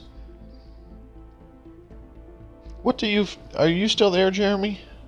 Let's see. Does it say you're still watching? No, you're not there anymore. Well, if anybody was in the Twitch chat, I would simply ask, hey, what weapon systems do you like to use? But... System survey. Let me know in the comments below. Which kind of weapons do you prefer? Kinetic, explosive, which includes missile and torpedo, or energy? And energy is... Ooh. That's a lot of research points. Energy is, you know, lasers, plasma throwers, disruptors, neutron torpedoes, that kind of stuff. Particle lances, tachyon lances, etc., etc. I almost always flock towards energy. And my reasoning for that is simple. Energy weapons have everything. They have specialized. They have every kind of specialized weapon. They have an anti-shield weapon in terms of disruptors. They have an anti-armor weapon in terms of the plasma launchers. And then, of course, there's the usual generic weapon, which is lasers. They don't have as good armor penetration as plasma throwers. And they also don't have as big of a shield damage penalty, I think, as plasma. Is that correct? I'm starting to reconsider saying that. Let's see. Plasma accelerator, minus 20% shield damage, and then the gamma laser, minus 20% shield damage. Okay. So, lasers still have the lowered shield damage like plasma. And they do less damage per shot. But lasers have better accuracy and tracking for a comparable plasma launcher. So it's likely that they'll land more hits. And landing more hits can be more important when you're trying to deal more damage, deal more consistent damage with your weapons, than simply strapping on big guns. Debris analyzed. Research complete. Tachyon lances is done. What next? I'm thinking tachyon sensors. Yeah, let's do that. 19 months.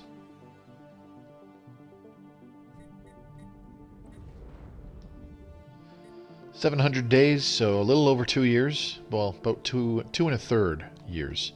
What do we got over here for bad guys? This is Void Clouds? No, that's the Life Tree Protectors, right. That's that same pirate fleet that I've looked at about 4 times now. The reason why I keep doing that is because I'm hoping somebody bumps into another kind of Leviathan or something. Or something just like super useful that we could really use. The Jolmar Kingdom. Really?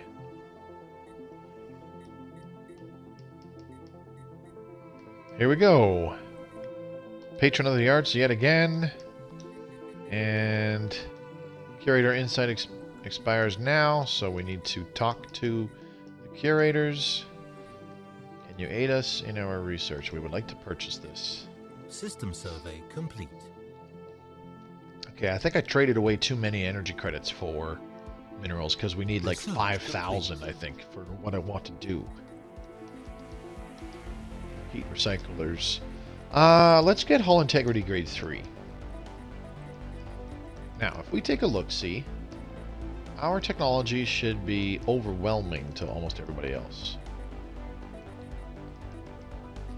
Well, it's not, okay, well, it's not quite that far, at least not yet. Pathetic, inferior, okay.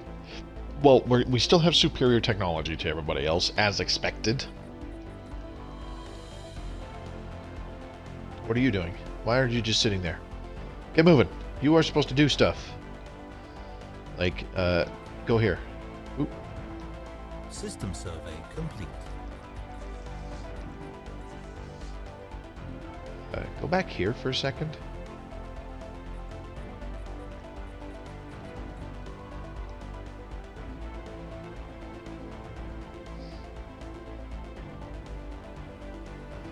Situation log updated. Investigate the Vaji Maelstrom. Huh. Alright.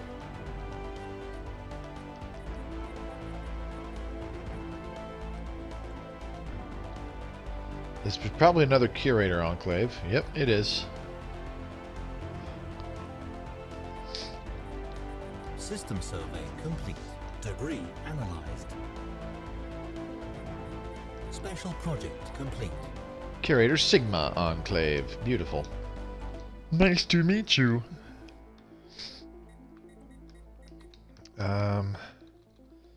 See, I have to have a ship in that system with the Automated Dreadnought. System survey complete. But it looks like we haven't encountered it, so tell us about the mysteries of the universe. Tell us about the Automated Dreadnought. Yeah, see, 5,000 minerals. Tell us how to defeat it. And this gives us a plus 25% damage bonus against it. You can do that with every Leviathan that you encounter, as a matter of fact.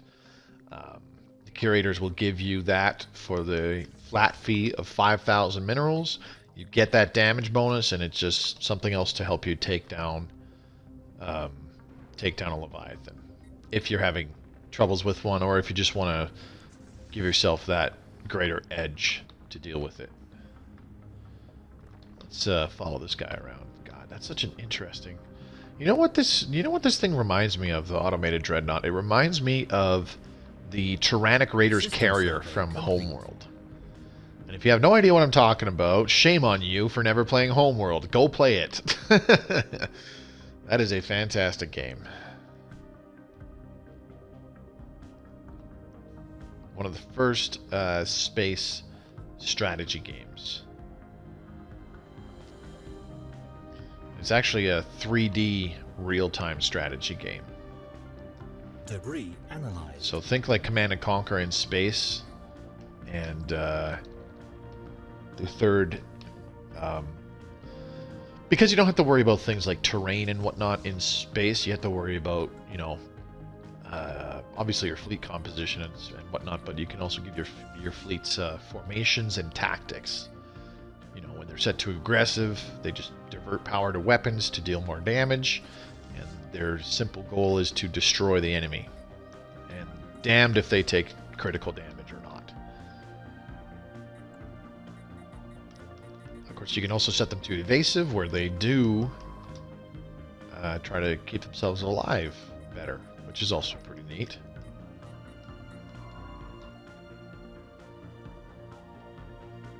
Debris analyzed. Then you can set them in different formations. You can set them in a single line. You can put them in a wall. You can put them in a big delta. Situation It was a great game. updated. It actually had a really good System overarching survey story complete. as well. So, Research. if you've never played Homeworld, I highly recommend seeing if you can get it on Steam. It's a PC game.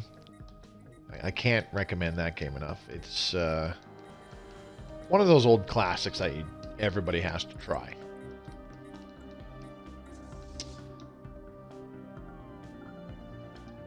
System survey. I didn't finish talking about energy weapons earlier. There's actually two reasons why I like using energy weapons. The one is that you have the different specialization ones. So if you're facing enemies that have more shields and less armor, it's like, well, you can still equip either plasma or lasers to deal with the anti-armor components. System It just survey depends on if you prefer range and per hit damage over actual accuracy and tracking, that kind of jazz. But the other reason, too, is that Situation once you're in the late game, all of your energy weapons benefit from the repeatables Research complete. that apply System to your survey energy complete. weapons. Flash, coolant, and focusing arrays. And energy weapons are the only ones that have their repeatables in the Research complete. physics tree. Really the only other useful, and I mean constantly useful, like you're going to be getting these all the time, depending on the situation, unless you have like pretty much won the game and you can just sit back and research whatever you want. You're going to be researching flash coolant focusing arrays to improve your energy weapon attack speed, energy weapon damage, but there's also shield harmonics to increase the strength of your shields, and what is that other one? Applied superconductivity. Applied superconductivity. That improves your generation of energy credits. So those are pretty much the only other two that you're going to be constantly researching in the very late stages of the game. We need more minerals. So let's talk to the Enclave. It's not going to be enough, but it'll make a difference. And we just got to wait for the remaining 4 months, I think, for this portion of the Science Nexus to be done.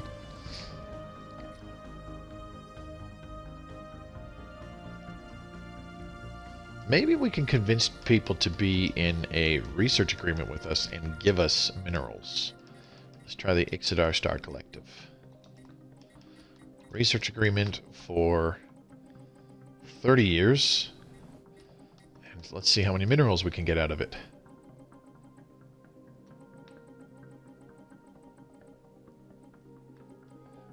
A little over 2,000. That's good. That's about half of what we need.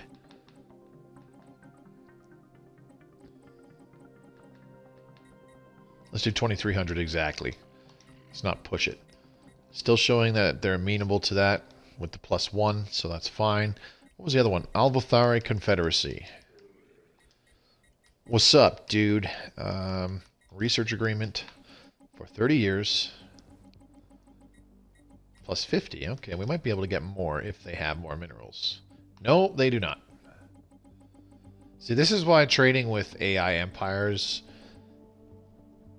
I think, can be much more annoying than just trading with the enclaves, because sometimes people just don't have any minerals.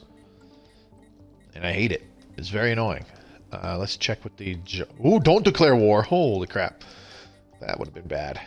Let's see. How many minerals do these guys have? Here. Enjoy our technologies for 30 years. They don't want to give us any. Alright, that's fine. Galactic Themlar Hegemony. Let's offer a trade deal with them. Research agreement. Of course, it could be that they don't want to give us any because they're already giving us a bunch every month. Ooh, geez, that's too much. They won't even give us 1,000. That's awful. Will they get? Can we get some energy from them? I should have been checking if we can get some energy, because we can then use the energy, give it to the Enclave, and get some minerals out of it. Let's back up. Come on. There we go. -9. A little bit more. There we go. -3, 2, 1. How much more? There we go. There's 0. Just a little bit more. We want just +1. Okay, let's up this. Okay. 1913. Alright, there we go. Confirm. Let's try that again with the Djomar Kingdom. Let's see how much energy they'll give us. They won't give us any. Why not? That's pretty lame. Let's see. Who else? Alvathari Confederacy. They didn't want to give us any minerals. Well, sorry, it's not that. It's that they don't have very many. So let's try energy. Research agreement for 30 years to increase that trade acceptance. And we're gonna up the amount of energy they give us until it's just above. Ooh, geez. I think they'll give us a lot. Holy crap, they will. Will we get 3,000 out of this? That'll be freaking awesome. Yes, we will. Beautiful. Let's try and just eke out a little bit more. There we go. And we keep going until the trade acceptance hits 0. Sometimes trading can take a while if you're being really, really picky about it like me. Okay, 3,333 energy credits. I'll take it. We can convert those to minerals with the the person.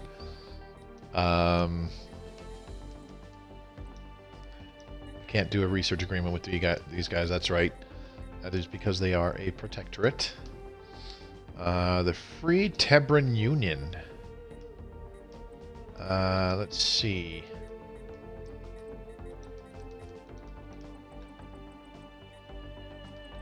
Will they give us free stuff? Oh, we can give them our star charts, which is worthless. How about food? You want some food? No, this isn't working. Okay. I don't think we're going to get anything from our subjects.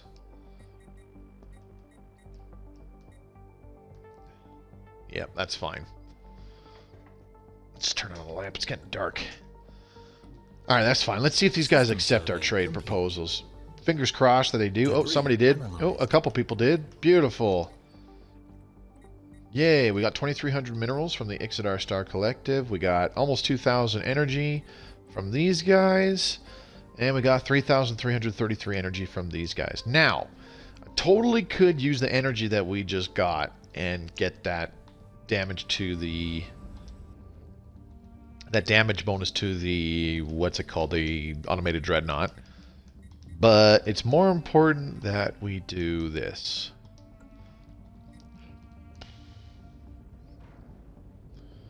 About 3 more months and then we'll be able to get the next portion of the Science Nexus, which will be right around the time that it's finished building anyways. So we'll be okay.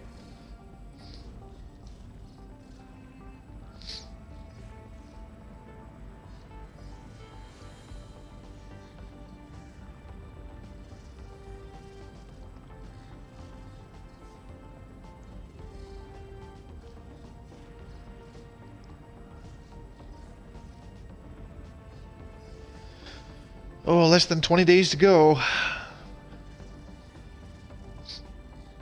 This is going to look pretty cool. We're almost there.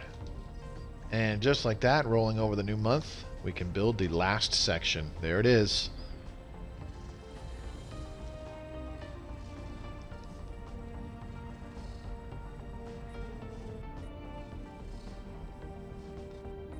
So yeah, we'll have a fully realized Science Nexus.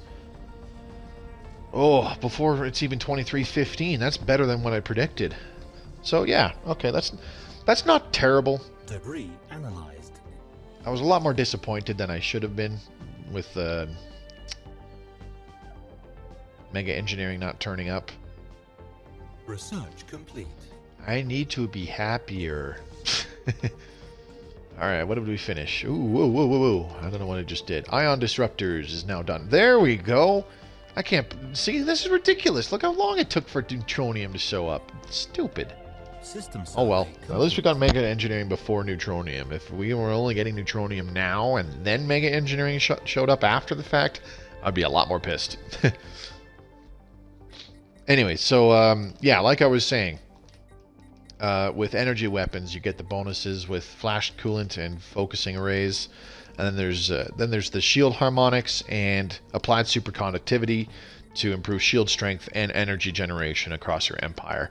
Apart from that, there's really not much else in the physics tree that you really want to get and really want to worry about. There is the gravitational analysis to decrease the cost of your buildings. And then there is the other one, subspace sensors to increase your sensor range. The one to reduce the cost of buildings, I've done it before.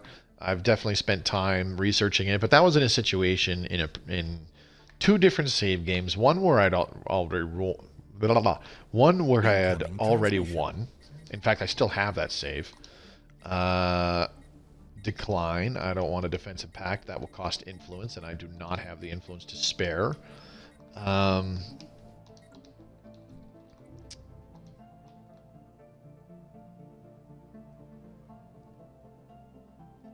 And it's largely it's the kind of save file where I'm using it for testing things, anyways. So I'm getting all those repeatables. Research complete. To test stuff and whatnot, mostly. The other thing is in the engineering tree, which it contains both the thermodynamic yield control and whatever the other one is for explosive fire rate. You've also got loader efficiency and high density munitions for kinetic weapon attack speed and kinetic weapon damage.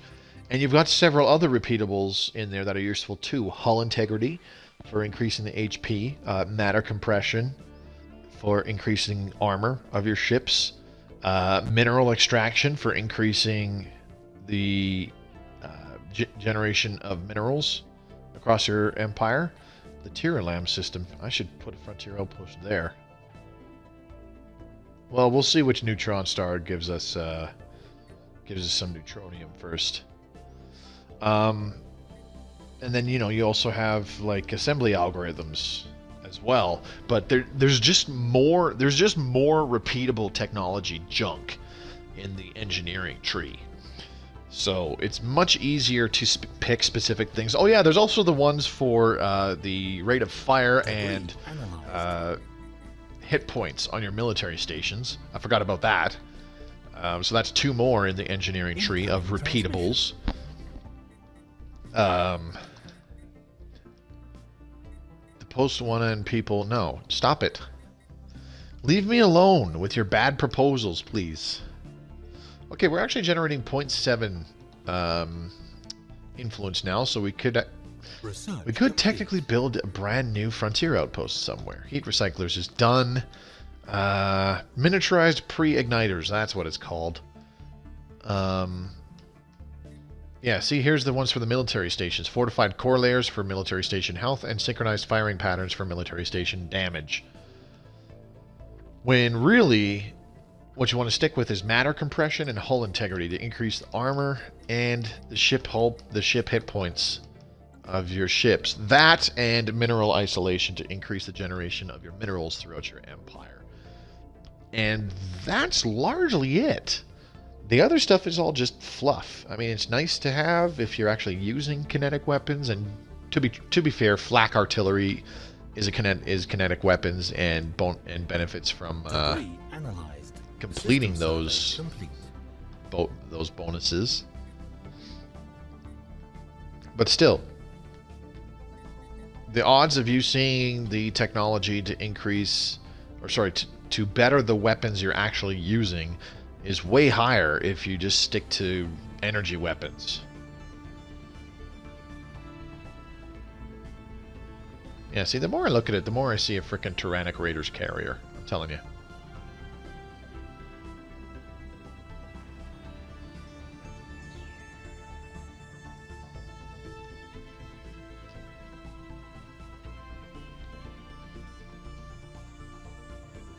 But that is 100% my opinion. If you prefer using kinetic weapons for differing reasons, that's fine. I'm not gonna say you're wrong or anything like that. It's largely up to opinion, right? I don't need to save up any more minerals because we're building the last section of the Science Nexus. So let's go ahead and build some more ships. Let's get I actually don't have a lot of minerals. Ooh, we got another election coming up. Busy governing one planet. I don't want that guy doing this. Busy ruling. There you are. And Off-World Miner is the name of the game again, eh? Okay, that's fine. What do we got? Trade duration expired. Monthly living metal. They want monthly living metal again, and then they're going to give us minerals. Oh, beautiful. Perfect timing, buddy, because I was just about to go build, and build. Now, let's wait a couple months while these things build, and we'll build 2 more destroyers as well. Or maybe I should just save up and get another battleship. Nah, my OCD is saying, get destroyers, you idiot. Otherwise, your eye is going to be twitching because you're irritated. And my OCD is right. No, I do not want migration treaties. Leave me alone. Leave me alone with your stupid migration treaties. Alright, let's wait another month, maybe 2. And then we can queue up one more destroyer.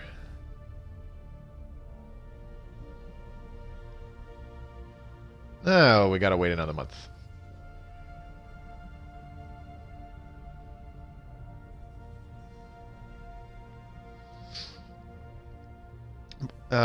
Anyways, yeah, that's my argument for going with energy weapons. Well, arguments, I suppose you could say. But like I said, let me know what you prefer to use, what kind of weapons you like to use. Let's see, here we go, hull integrity.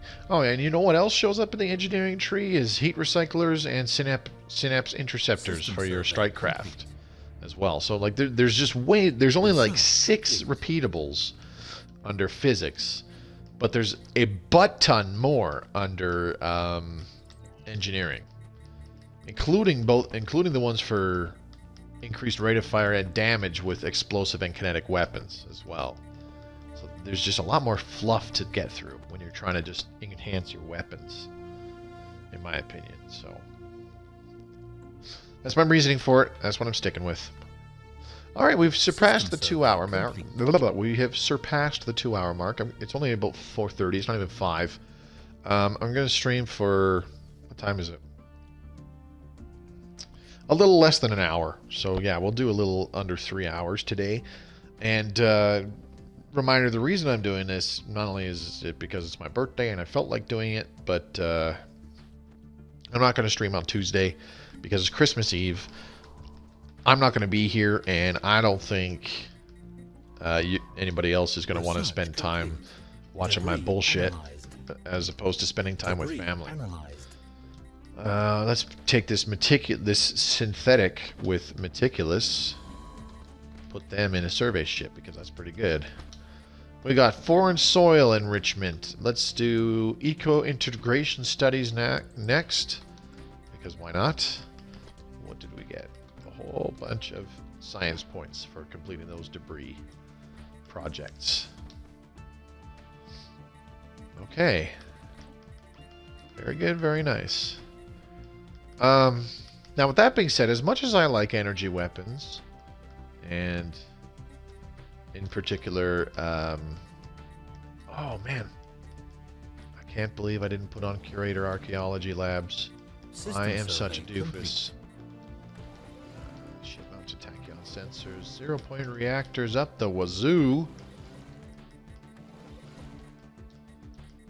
Yes, please. And then we are going to give you, how about, oh, I don't know, shield capacitor, sure, why not? It's kind of crappy, really, but whatever. Regenerative hull tissue? Which one's the cheapest?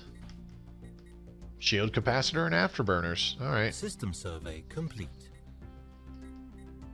Alright, let's do the shield capacitor then. Alright, save it.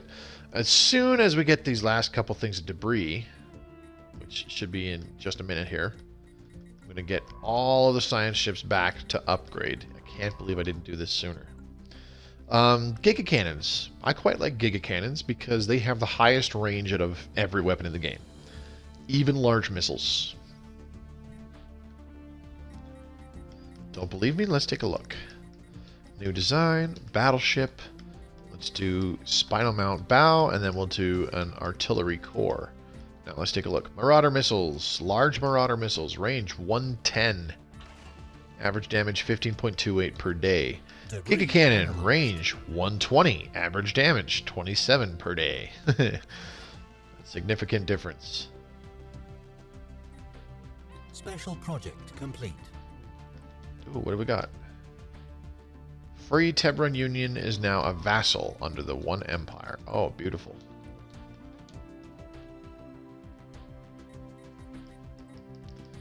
We completed a special project. What special project?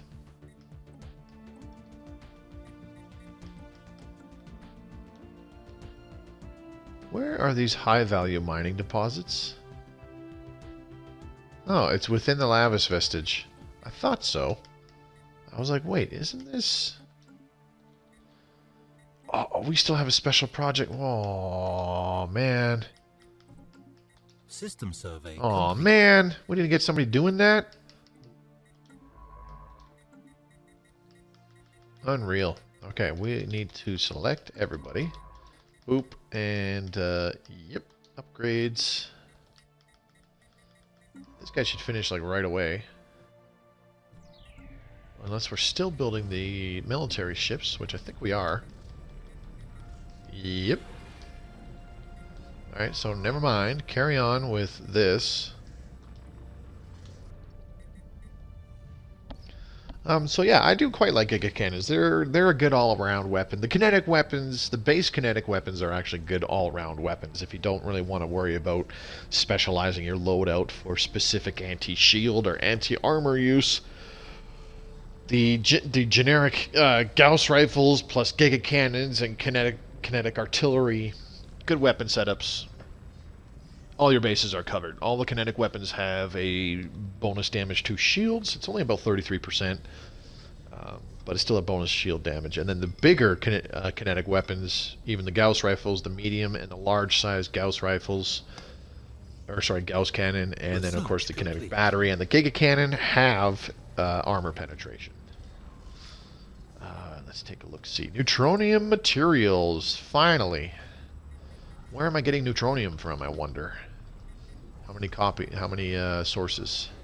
Peaceful Progress Initiative. The Ixdar Star Collective is now more pacifist. We have 5 things of neutronium ore. Holy crap. Okay. Okay, let's see where we're getting them from. We don't need that many. We definitely don't need that many.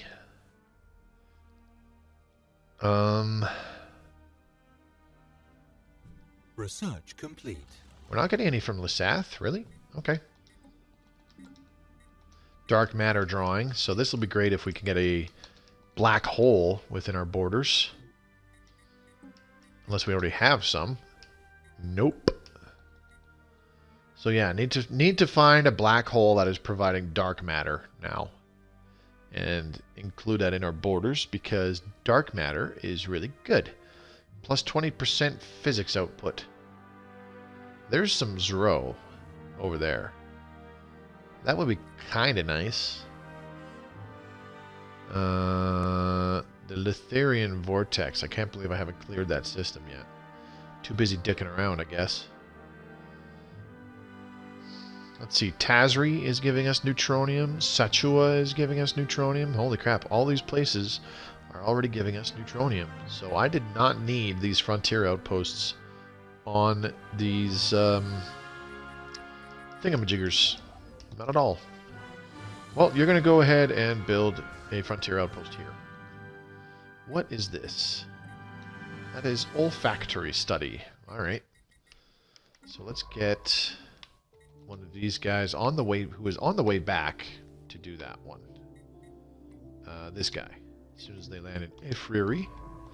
There we go. First things first, you are going to do the olfactory study and then go get your ship upgraded. Okay, okay. Science Nexus completed. Beautiful. And we don't have anywhere near enough minerals to start a second one. So we're just going to leave that alone. Look at our science output, though. 150 points in physics and society and 231 in engineering. Pretty awesome.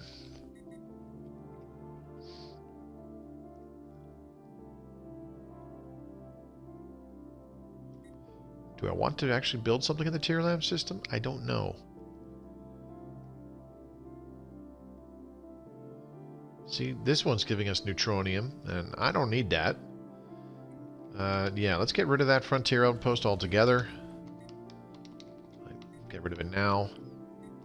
F it. Our monthly influence is only 0.95, even with taking out that frontier outpost.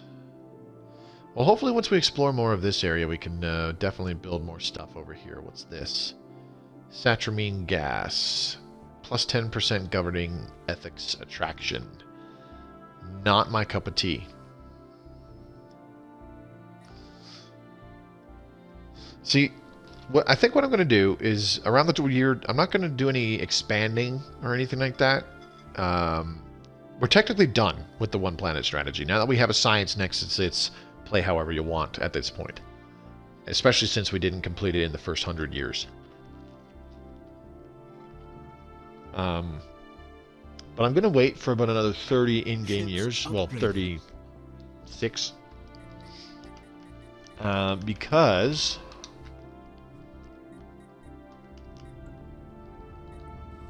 Is this thing done construction? Yes. Okay, cool. Because I want to make use of our crazy science output right now. We definitely do need to expand so that it can increase things like our mineral output by a significant margin and not just by a little bit with these dinky mining stations. We need like a whole planet dedicated to minerals. Well, these guys want some monthly neutronium ore. I am more than happy to oblige. Kind of a crappy price for it. The Sacrosanct Taliker Commonality is now a vassal under the One Empire.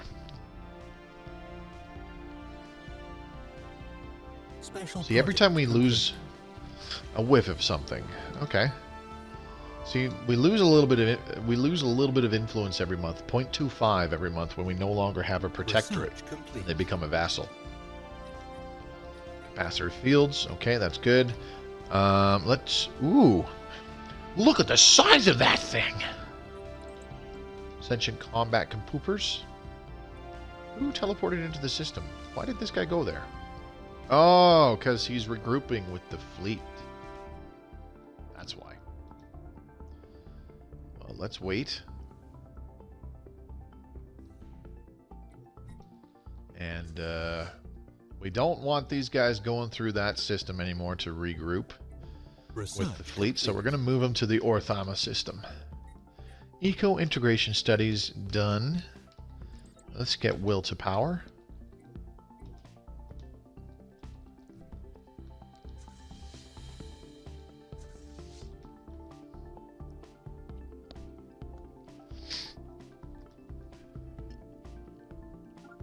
No, you're going this way.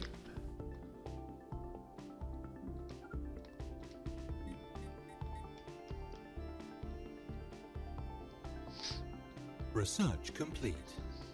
Research complete. Neutronium materials. Beautiful. Let's get hull integrity 5. How long before that finishes? See, less than 20 months and we finish a level 5 repeatable.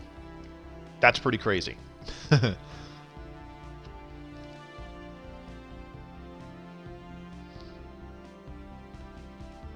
I mean, to be fair, we are generating a boatload of engineering research as opposed to the other two branches.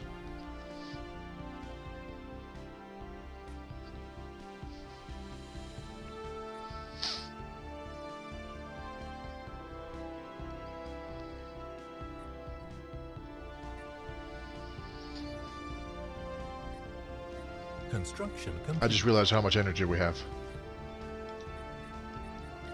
So you know what we're going to do? Curator Lambda Enclave. Tell us about the mysteries of the universe. Tell us about the Automated Dreadnought. Tell us how to defeat it. And just like that, we get the Dreadnought Dazzler Empire modifier. Damage to Automated Dreadnought plus 25%. Beautiful. Should make it easier to take down.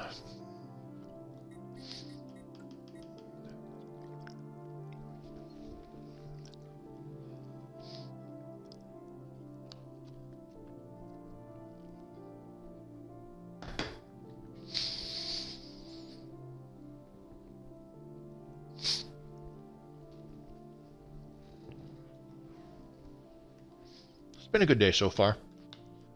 I did a whole lot of nothing. It was worth it.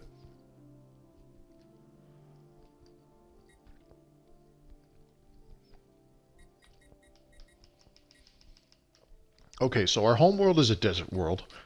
Let's take a look at the expansion planner. We need incoming transmission. A large size desert world. What are they giving us? Yeah, we can do that.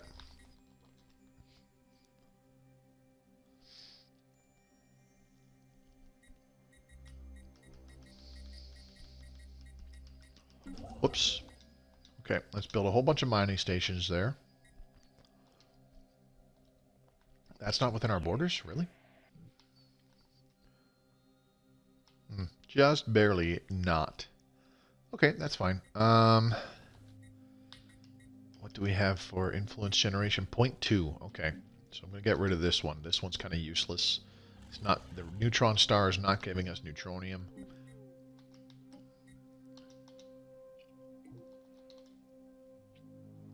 Ships upgraded. There we go.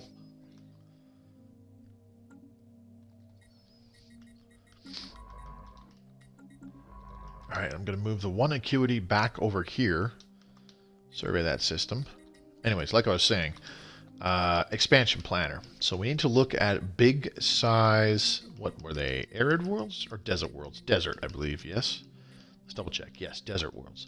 Okay, so here we have a size 24 desert world. Where is it?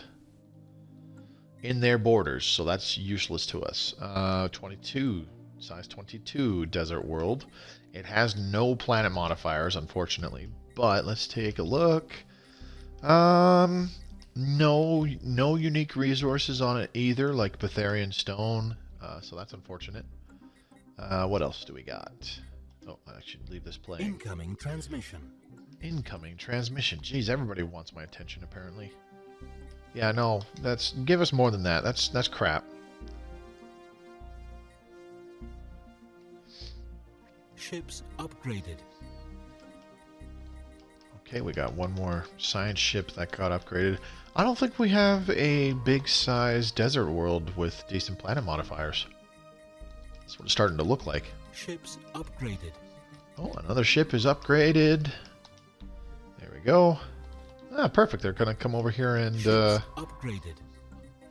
Ships upgraded. Research oh, complete. yes. Ships Research upgraded. complete. What do we got? Sentient combat computers. Ooh, jump drives. Let's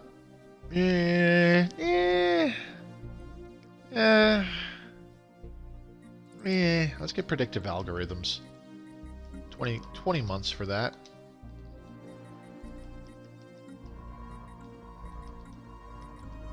So who else still needs to... You gotta make... Wow, you got a long trip ahead of you before you get there. Let's send you to automatic exploration. You're on automatic exploration. You're still prepping for ship upgrades because you've got a ways to go. Oh boy.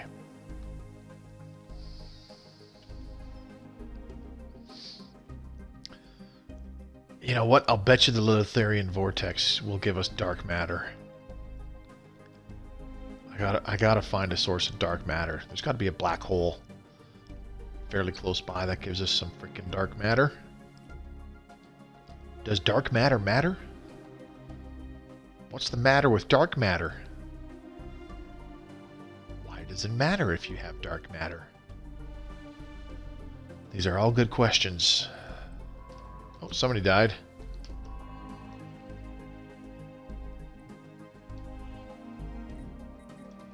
Well, let's go ahead and recruit somebody new. I don't think we have an extra scientist anymore. Recruit new leader. Okay, what do we got? Let's take... Oh, boy. These are some pretty awful... Look at this one. Plus 65 years. Let's be weird and pick that. This person's going to live a long time.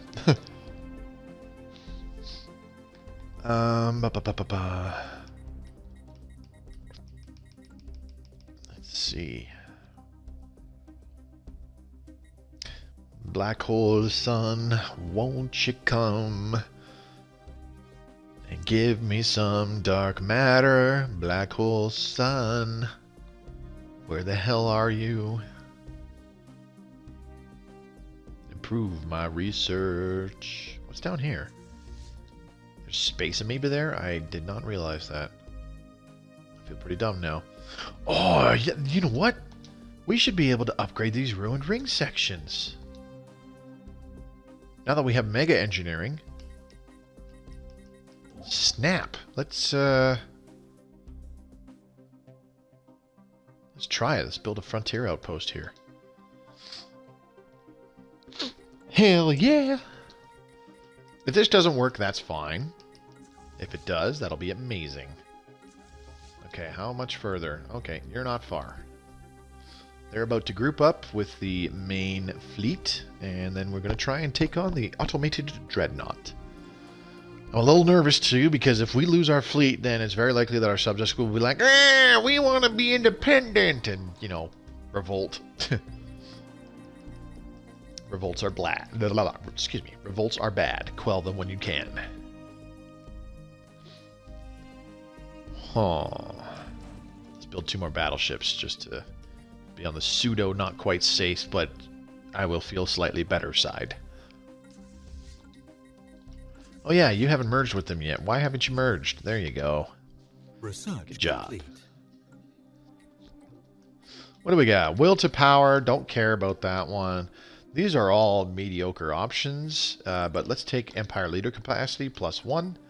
Hull Integrity 5 is now finished. We are going to do extraction patterns for more minerals. This will be useful when we actually colonize a planet for additional minerals. However, if we can get that Ringworld, that would be awesome. Let's see. We're looking for a desert world. Well, we can sort them by planet modifiers too. Wow, this would be a pretty sweet planet. We got a Betharian stone. Hang on. Sorry, I'm using it wrong. You have to look at it and then select it. We've got a tile with Betharian stone. It has +10% minerals and +25% society output because of Titanic life. Pretty crazy. Titanic life is a very interesting... Oh, Spark of Genius and Cyborg. Beautiful. We'll take. Titanic life is a very interesting planet modifier. You don't see it very often, but it's pretty good, and you can have interesting event chains on the corresponding planet that has it. This one, habitability +5%, +10% growth speed. So this would really help with the growth of this colony. Make it really productive a little more quickly. This one's awful. Now, I am still looking at non-desert worlds. Oh, here is a 12-tile desert world. So the size of this planet really sucks. It's only 12 tiles, but it has a modifier, high-quality minerals for +25% additional mineral generation, which isn't too bad. Minor mandate fulfilled. Good. Efripe. Can't colonize this one, but what is it? +5% happiness, +25% migration attraction. Alright. Media 3. That's an interesting name. -5% habitability and growth speed, and +5% habitability with +10% growth speed. Well, those are kind of awful. Kebdaran, don't care. Can't colonize it. Are there any with exceptional quality minerals? No. The only one with a big mineral boost is this one. Antaron 1A. And we're not going to bother with that because it's only 12 tiles. Well, this sucks.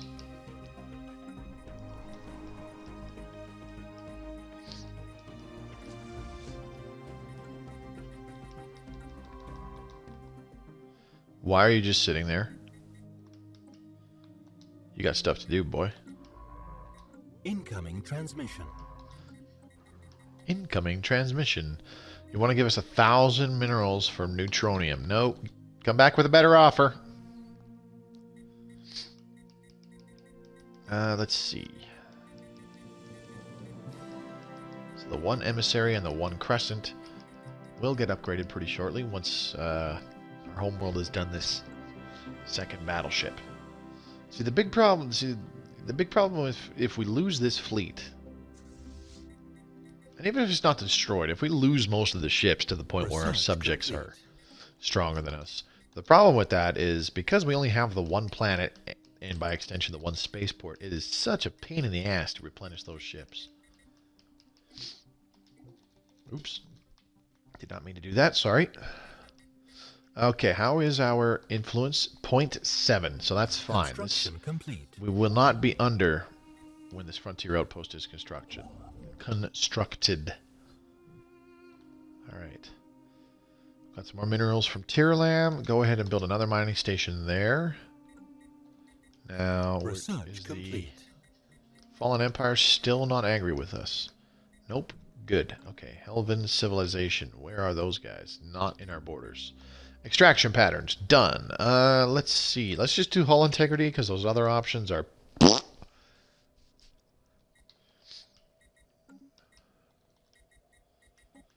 we will redesign the ships in a bit to sport tachyon lances and various other weapons.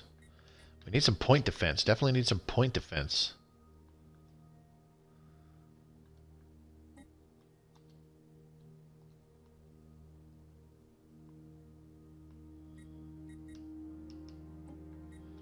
Do we have flak artillery? Yeah, we got flak artillery a long time ago.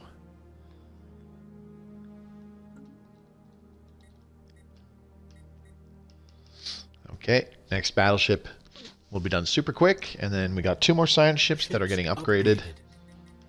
Boom, boom, done. Okay, all of our science ships are now upgraded with the Curator Archaeology Lab that increases the likelihood of them finding anomalies, because we like anomalies. Whoop, what's this? It's a thing. I don't know what.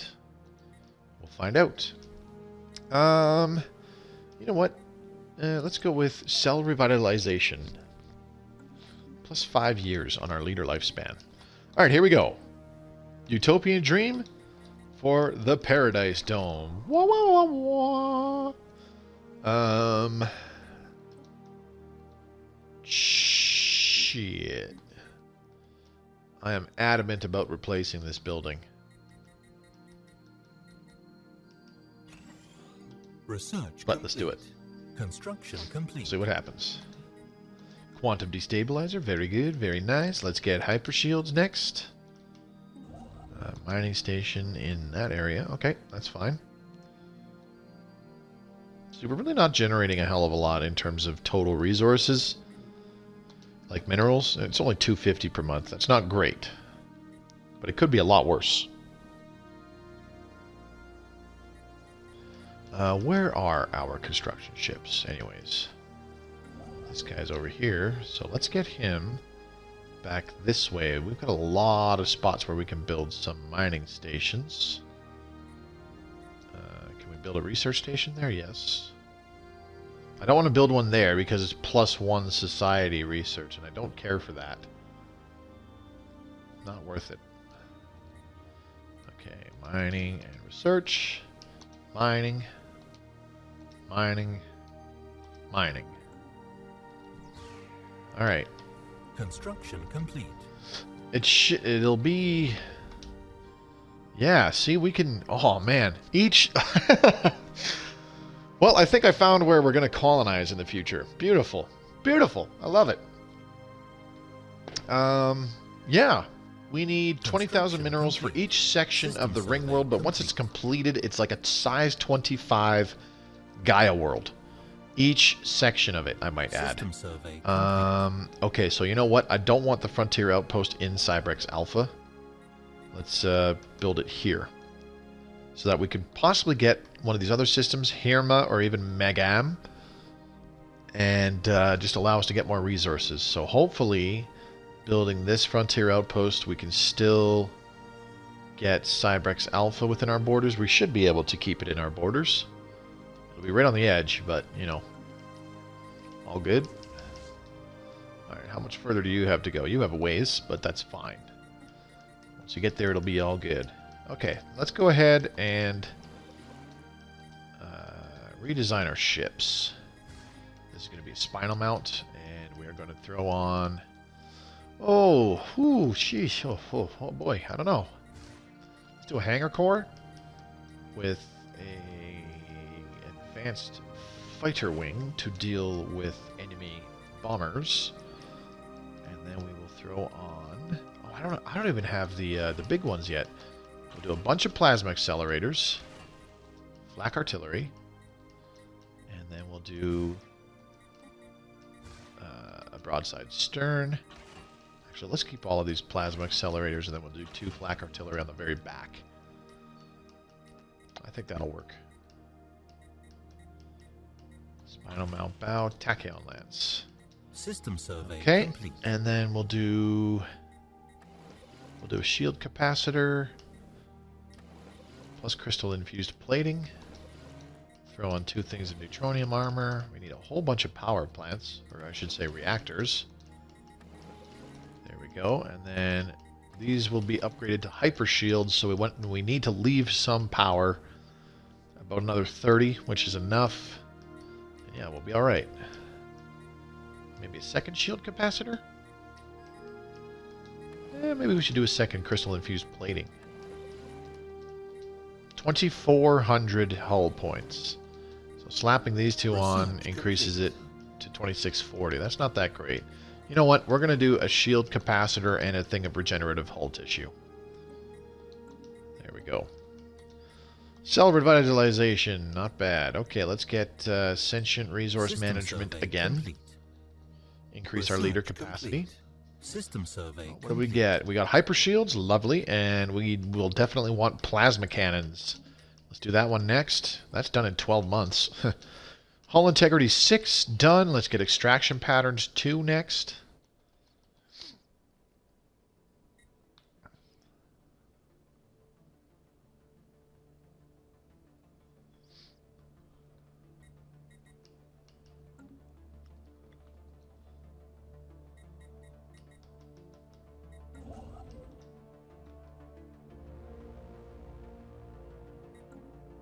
System survey complete.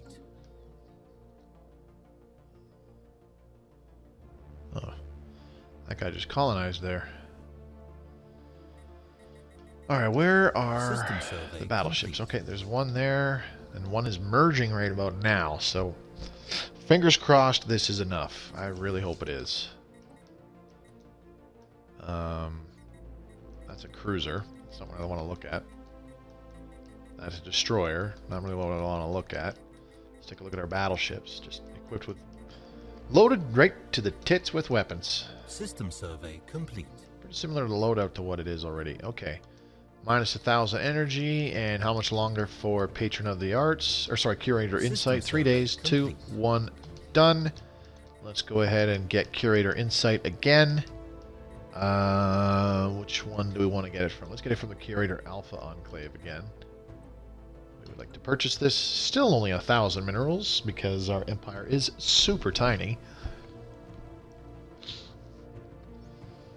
Alright, so once our battleship regroups with the one fleet, we will send them into battle against the Automated Dreadnought. Hopefully we can add it to our own fleet.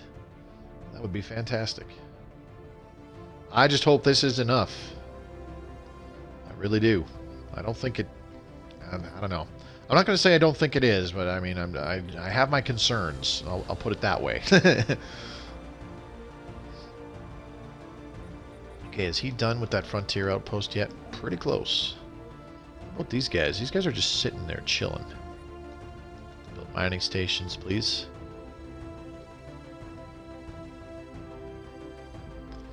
Now, remind me again why I built a frontier outpost here. Oh, because of those plus 17 minerals in the Hithara system. Construction complete. That's why. Okay, so I should... Oh, man. This is gonna...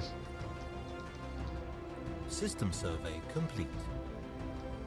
Yes, it's still in our borders. Okay, so we have... Okay, let's build mining stations here, and then here, and then here, and here. And I realize I'm using up our stockpile of minerals, which I want to be using and saving to repair that Ringworld.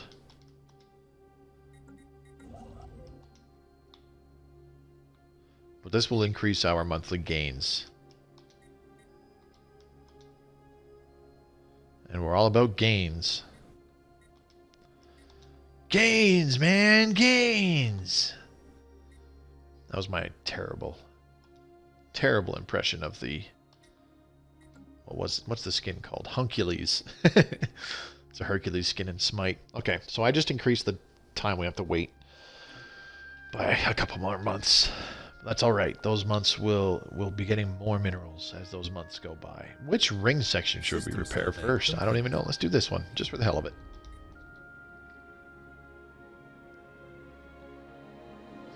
You'll see that as we repair these ruined ring sections, these big clouds of debris will also start to disappear. Because it makes sense, I guess.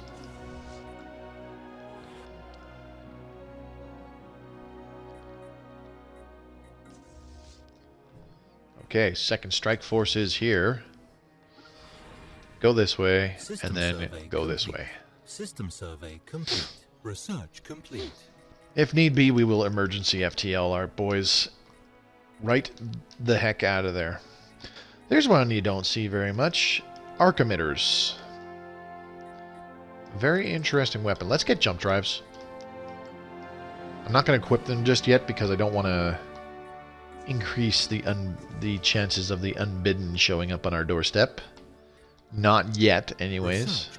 Maybe in about 50 years, 60 years. Extraction patterns is done. Let's do the next level of hull integrity.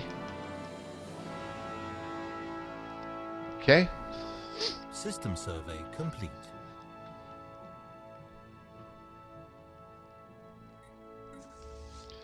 And I do believe the fleet is ready.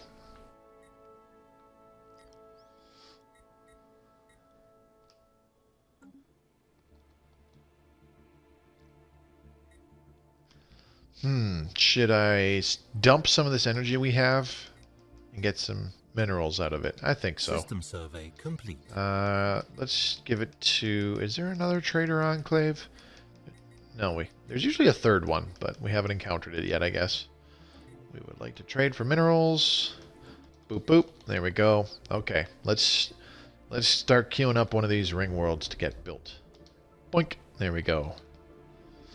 This will be glorious. Maybe we'll... I predict we can get like 2 or 3 just because of the stockpiling of materials. Never mind the actual time to build it, just the material stockpiling for that many minerals, considering our current generation. I think we could get 2 or 3 of those sections done before the year 2350. Which is about the year that I want to start expanding. Okay, here we go. Automated Dreadnought. I hope you meet your maker. I'm worried. I'm worried, folks. I'm very worried. Fingers crossed. I got a feeling that this battle will make or break us. If we get totally annihilated, it could very well be that all of our subjects become disloyal and try to rebel. Our scanners can make no sense of this strange vessel. System survey complete. That's always reassuring.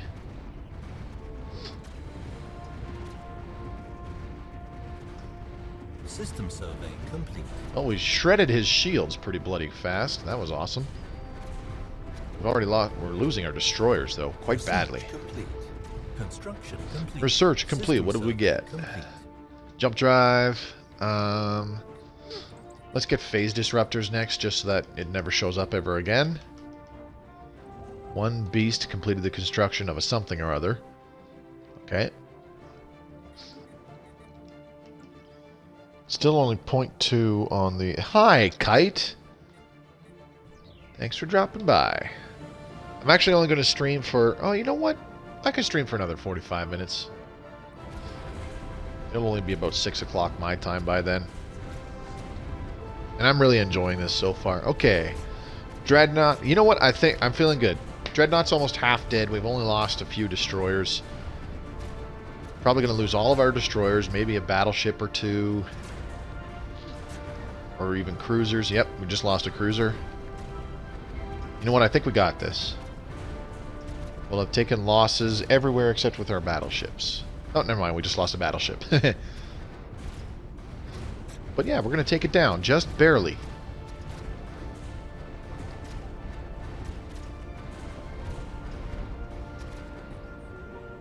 Wow. It will be a waste of resources. Salvage it for parts. F that.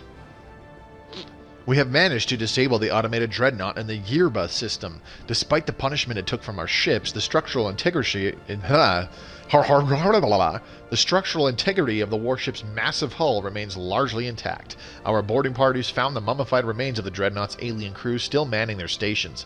Before expiring, they activated some kind of automated patrol mode, which the limited shipboard AI has been locked in for the past 7.8 million years.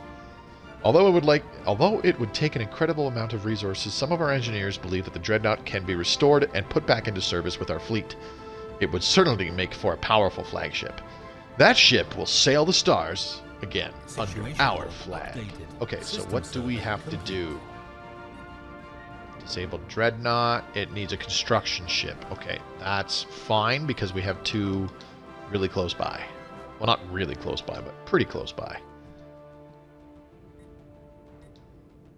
Research that project, baby. Alright, I am quite happy. We need to send these guys back for upgrades and repair. Well, definitely for repairs. I don't care about the upgrades. System survey complete. Excuse me. And as you can see, in getting a significant portion of our fleet wiped out, we're actually generating even more minerals than we were. Which is always nice.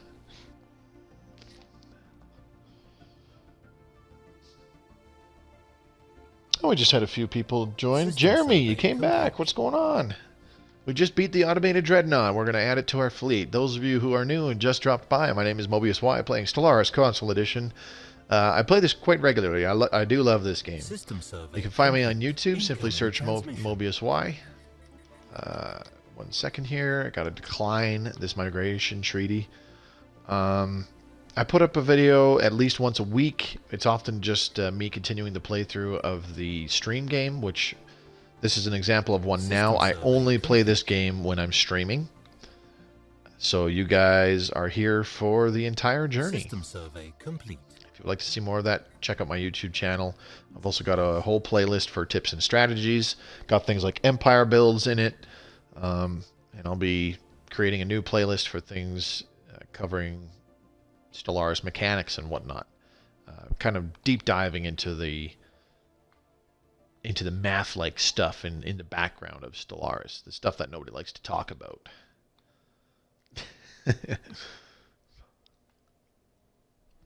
All in all, though, I very much enjoy this game. System survey. This game has been a fantastic surprise since I bought it. What is this guy doing? 63.7k. This is an Awakened Empire fleet. Entering orbit of the core. What were they doing? They were mad at somebody. Yeah, I've been back for a while, brother. Oh, sorry, man. I didn't notice. I just checked the viewer list. Complete. This is very interesting. Somebody pissed off the Fallen Empire right next to us. Okay, I would like to do arc emitters to get rid of it. And it's the same price as the other technology, so let's do it. It's over in 15 months. So yeah, with... I suppose I should mention, those of you who haven't come by before, this is the one planet strategy. As you can see, I only have one planet. Mostly generating energy credits and unity so that we can get those hot traditions. Because we needed them in order to get galactic wonders, which would allow us to build, in this instance, a Science Nexus and drastically increase our science output. And because we only had one planet, the cost of traditions has been relatively low all game, and the cost of learning new technologies has been relatively low all game. As time has gone on and we've increased our science output, we've been able to research complete. Research a whole bunch of technologies at a very, very high speed. As you can see, I'm already onto repeatables in pretty much all three sections. Busy with special project repair Dreadnought. Okay, so who's doing that? This guy. How long is this going to take? 21 months! 25 months! Alright, we're going to try and change that a little bit. Nope, I don't don't care about that. Let's do engineering research grants. This is going to make us lose influence, 0.39 per month. That's dropping the time down to 15 months. And then it's back up to 20 months. And then I was down to 19 months. Okay. That was interesting. Now it's back down to 16 months. A tragic fate for the mummified pilot. Now it's back up to 18 months, 17 months, 16 months. I think the game's confused. Maybe it means days. I don't know. Anyways, now that we have finished the Science Nexus, and we have the Mega Engineering Technology, we are able to put Cybrex Alpha to good use. I already started repairing one of the ruined ring sections. And this will be transformed into a planet strictly for generating minerals. Right now, minerals are the big hindrance to our empire.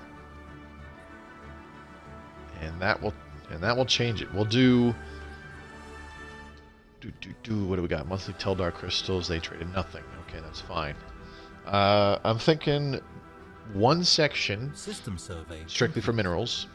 The next section probably energy, and then the next two after that we'll have science labs. I'll probably do one with engineering labs and one with physics labs because I'm a lot less concerned about society research at this point. And of course, once we're done that, I could build a Dyson sphere, or I could build a second Science Nexus. The list goes on. Possibilities are near limitless.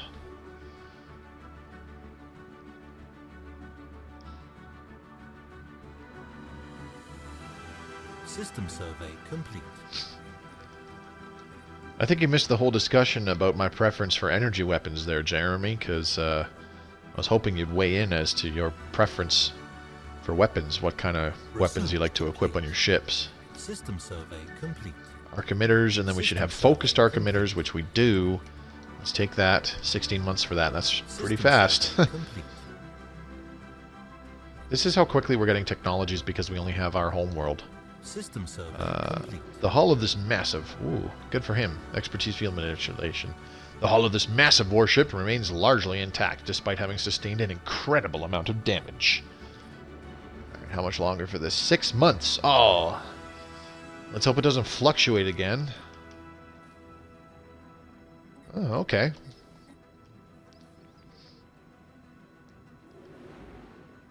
Now it's down to 5 months. And we'll see it jump up back to 9 months, will we?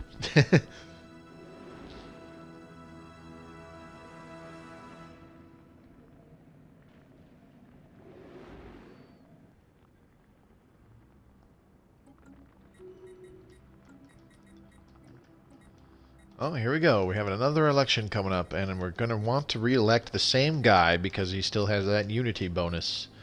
There he is. Monthly unity. What a great setup. Leader lifespan plus 25 years. Leader lifespan plus 40 years. Monthly unity plus 10%. Monthly unity plus 15%. Off-world miner again. That's perfect because I do believe there's a whole bunch of mining stations that we can queue up. Yep, over in this area. I don't think I have any construction ships over there. Oh no, they're doing it right now. That's fine. I usually go for lasers and torpedoes, mix them for mega weapons, and depends on what pops. That's fair. I'm talking like late game though, when you're not worried about you know, which technologies you have and whatnot. So let's talk like 200 years in the game. For 2,300 minerals, screw it. We'll agree to that. So let's you know, let's say it's late game. You have all the technologies, and you just want good loadouts. And in some instances, you're sometimes countering what the AI Empire has as well. Situation log updated. System survey complete. There we go. I bet you he was re-elected. Yes, he was. Special project complete. Research complete. Dreadnought repaired. This is a momentous day. Our skilled repair crews and engineers have finished their work on the ancient Dreadnought we disabled in the Yerba system. The massive warship has received its full crew complement and has been declared ready for service after conducting space trials. A powerful addition to our fleet. A whopping 5.3k fleet power. Whoop-de-doo.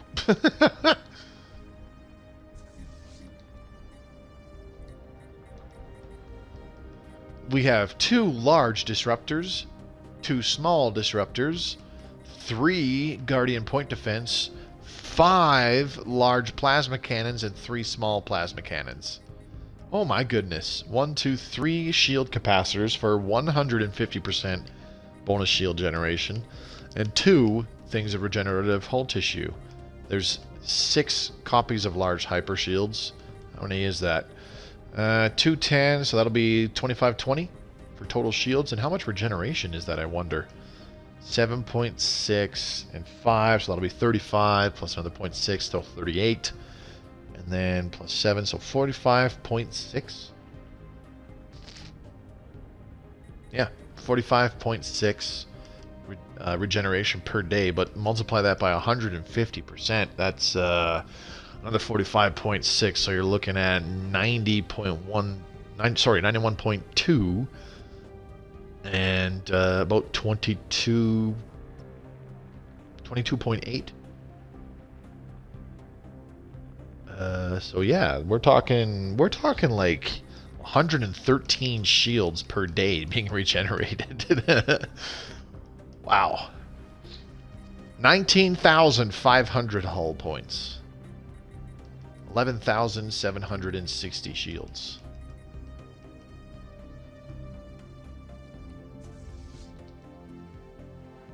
Not as powerful as I would have hoped, but that's okay. System survey complete. Research complete.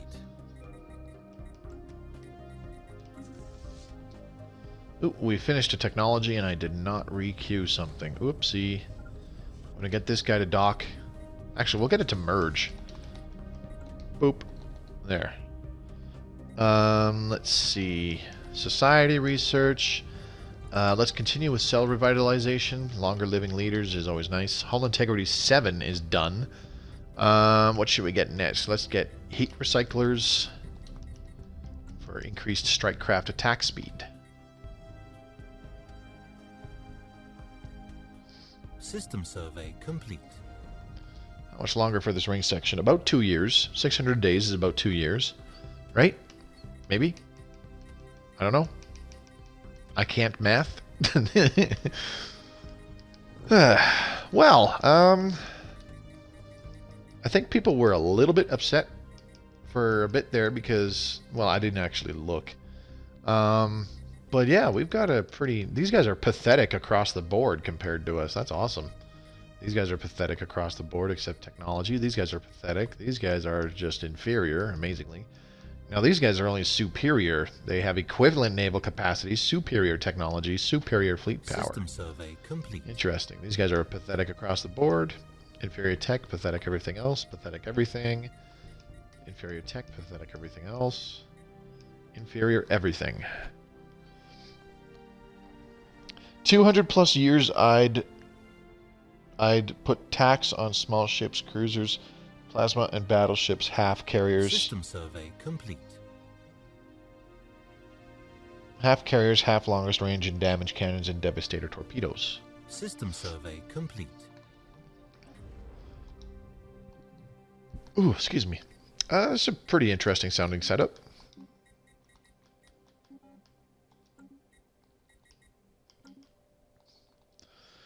I'm done losing influence, and we do not need to be giving those engineering research grants anymore. So it's only about 5:30. I was thinking about stopping now, but I'm going to go for about another half hour here. So it'll be over a little over 3 hours, which will be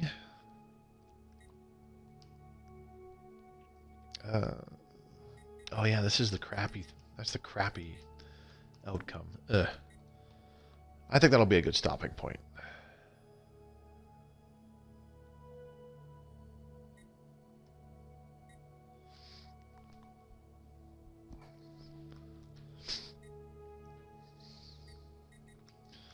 Just building up minerals. Still got about a year, 12 months. So we should have... Yeah, we might have enough minerals for another ring section to start repairing it. Not gonna, like I said, not gonna colonize them for about 30 in-game years. Okay, now we can start to do some cool stuff. Let's start with applied superconductivity to improve our energy credit generation. Not that this will be a huge help, but it'll be a difference. Minor mandate fulfilled. Beautiful. Okay. So you can see our mineral generation has actually surpassed 300 now. Partially in part because we lost all those goddamn ships in that fight with the Dreadnought, which really sucked. Notice how the talking is hard. Notice how the Dreadnought has 0 maintenance.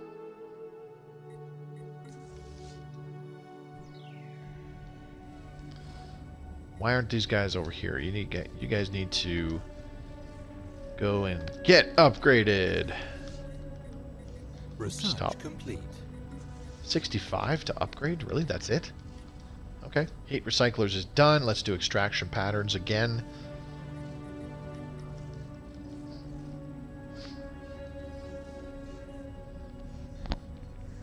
Now, I am very accustomed to playing tall, like, almost all the time. I don't do it every time, but I do it very, very, very often. Easily 85% of my playthroughs. And I can say with certainty that I do not complete the level of repeatable technologies that I've already done in this playthrough at this stage of the game. I'm usually not really touching repeatables until at least 160 years in, because I'm still getting some technologies, some certain technologies. Now, of course, we would be getting these better if we were up to a little more up to date. Our current Science Nexus is kind of the pseudo poopy version, where we're only getting 90 science per different branch. In a future update, the Dyson Sphere and the Science Nexus actually get buffed. The Science Nexus produces 75 science in each of the 3 branches per stage, so it does a total of 225 when it's complete. And the Dyson Sphere, instead of only doing a total of 400 energy when it's complete, it gives you 1,000. The difference is that with those buffs, you can only build 1, which sucks. Let's do Sentient Resource Management again. Yeah, corvettes are fighter destroyers, are picket boats. My cruisers, I use them as mid to long range, and my battleships, I use them for max range and launch fighters and bombers so that I don't lose my expensive ships. Nope, that makes sense.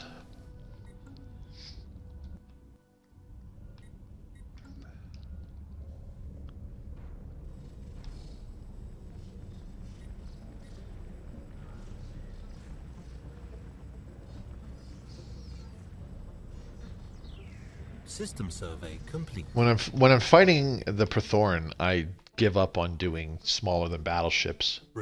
I've found that everything else just dies too quickly, and yes, it's a lot cheaper to replace applied superconductivity. Done.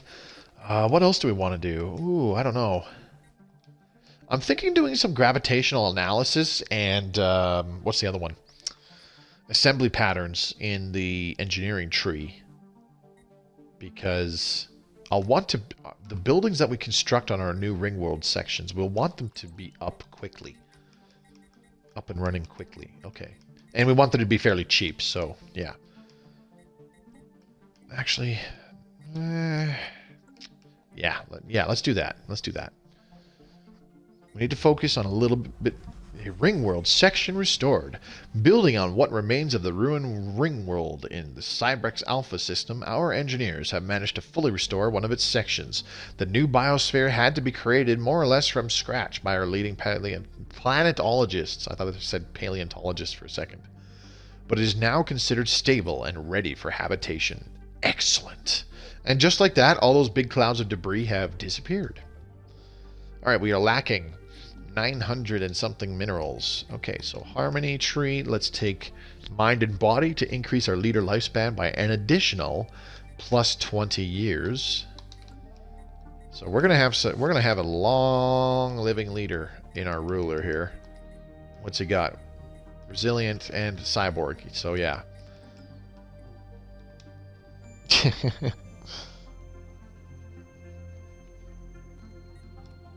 So let's take a look at the habitable section A. Ooh, look at all those goodies.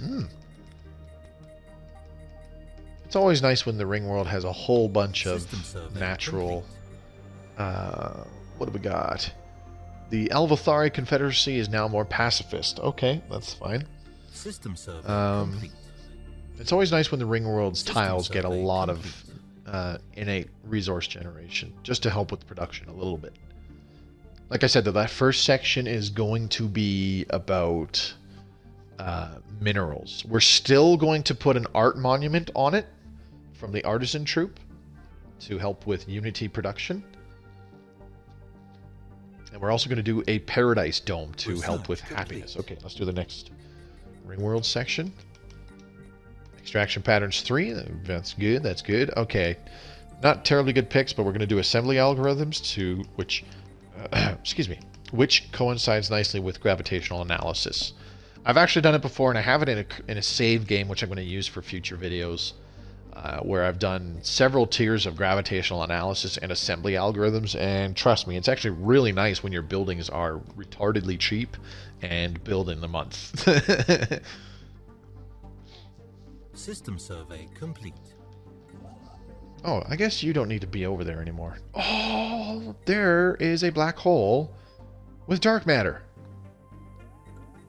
Oh, man.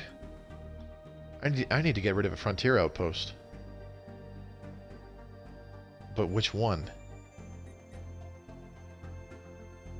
Oh, man.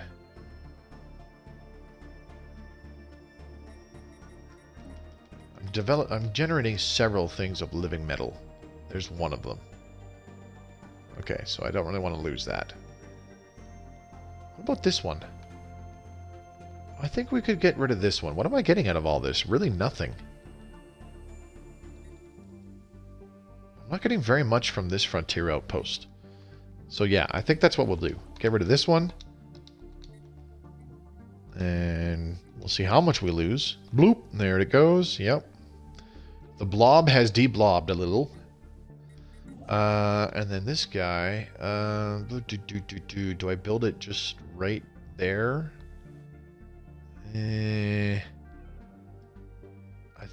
I think it's more than close enough. We can build a frontier outpost here. System survey complete. For those that don't know, Ringworlds can have 4 spaceports and habitats can't have a spaceport. That is true. I'm going to come out and say it. I don't really like habitats.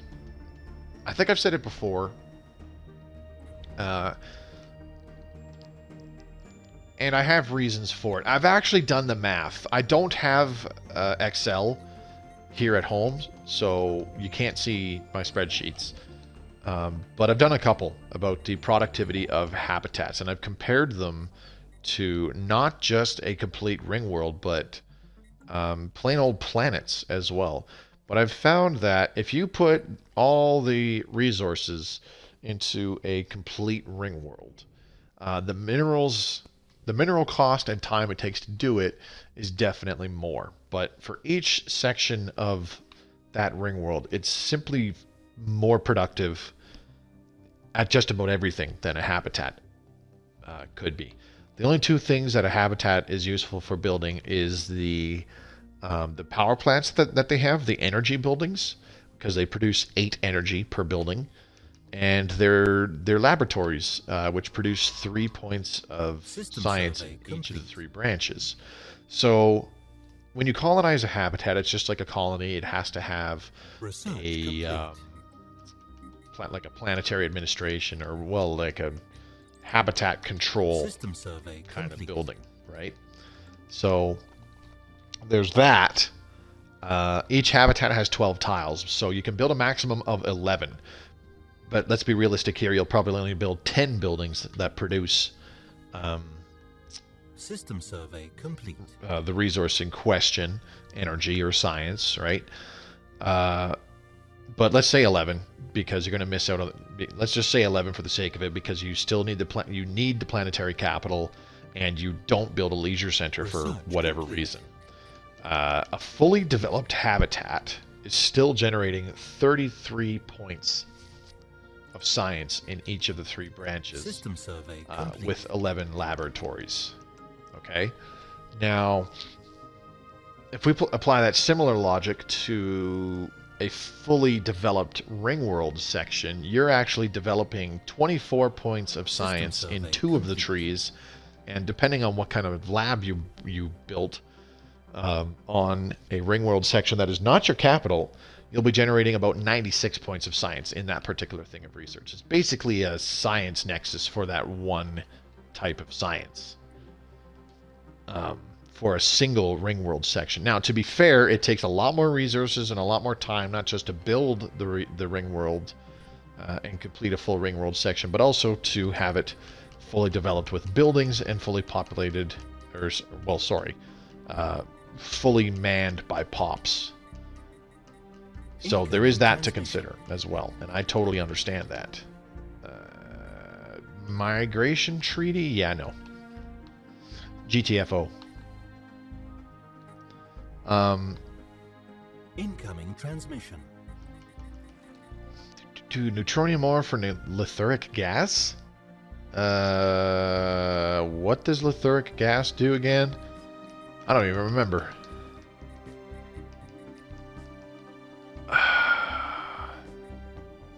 Isn't that this purple one over here? No, that's satramine gas.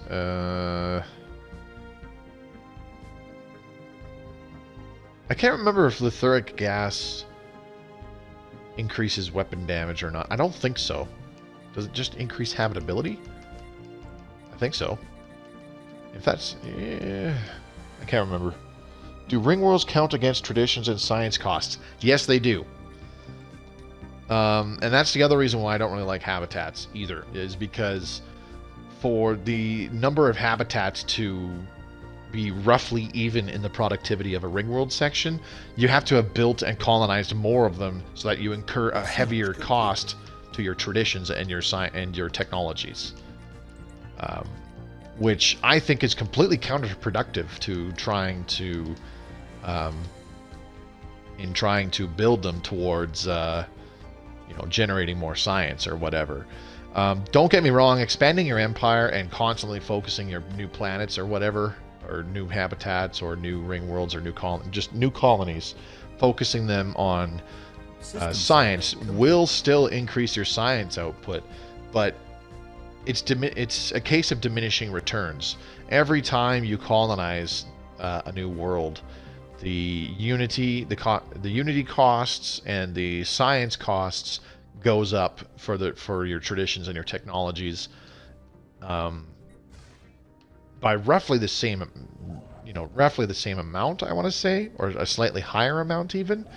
But you're not going to always get, you're not going to always get 50 points of science generation in each of the 3 branches from every planet, because let's face it, you'll colonize some planets which have a really crappy planet modifier that reduce the amount of science output you get, so you're not going to use it as a science planet. As well as you're not going to build system survey complete. Well, sorry, I was about to contradict myself if I didn't already. Yeah, on habitats I only use them as science or energy, maybe 1 unity per habitat. That's it. No, you do want to put that. What is it? The leisure center. You still want to put that in your habitat, in order to continue building that unity. Where is this 1 point in engineering research? F that. And then we got 2 stations over here generating 7 minerals. That's actually pretty productive. But yeah, like I was saying, habitats are best for putting on those energy buildings that generate 8 energy per building. It takes them a while to build, but it's like a fully upgraded power plant 5, I believe. Because what is it? A power plant 1 generates 3, so 4 is 2, 5 is 3, 6 is 4, and then yeah, 8 is a power plant 5. Because power plant 5s, you can only create those on your capital world, whatever that is. You can change it to be a Ringworld or size 25 Gaia world or whatever you want. But you do get a similar kind of productivity from a habitat. Obviously, it'll only be about 10 or 11 buildings of that, but that's still a decent amount of energy. You're generating at least 80 units of energy off of that single habitat, depending on whether or not you build a leisure center, and of course that's not factoring in things like bonuses. If you're using synthetic pops, which generate more energy. And if you have strategic resources, or sorry, do strategic resources do that? Oh, no, they don't. That's also not including various other bonuses that increase the generation of energy, so on and so forth. Now, with all that being said, blah blah blah blah blah. In a way, habitats are still good.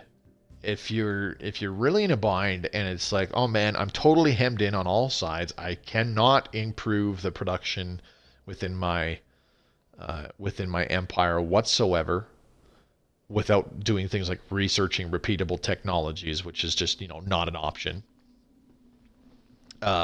If you're really in that kind of a bind, then yeah, I do believe habitats are very useful in that instance. Also, habitats are good if you're doing not the one planet strategy, but the one system strategy, where you can only colonize and occupy a single system, because you can fill your home system with a whole boatload of habitats to maintain really high production throughout your empire. System survey complete. They do also help with some initial expansion, especially if you're having issues with that early on. But yeah, I'm not saying they're bad or anything like. Ooh, is that the Crystalline? Yes, it is. We found it. Okay, we need a science ship over there, like yesterday. Entering hyperlane to Ambor. No, you are entering the hyperlane to go this way. Yes, you are. Okay, one fleet. Are you... Why do you have to upgrade still? Huh? Oh, the game's paused. Duh. Helps if I unpause, right? Ships upgraded. Okay, ships are upgraded. We're going to go ahead and move these guys over to here. I hope this is enough, because these frickin' crystalline fleets, they're such a pain in the butt. Monthly Urantic crystals, where they traded nothing. We still have 13 battleships. We only have 2 cruisers left. We have 13 battleships and the Dreadnought, so incoming I don't know. Hopefully that's enough. We'll see. Let me guess. These guys want monthly Urantic crystals. You're going to have to give us more than 500 frickin' minerals.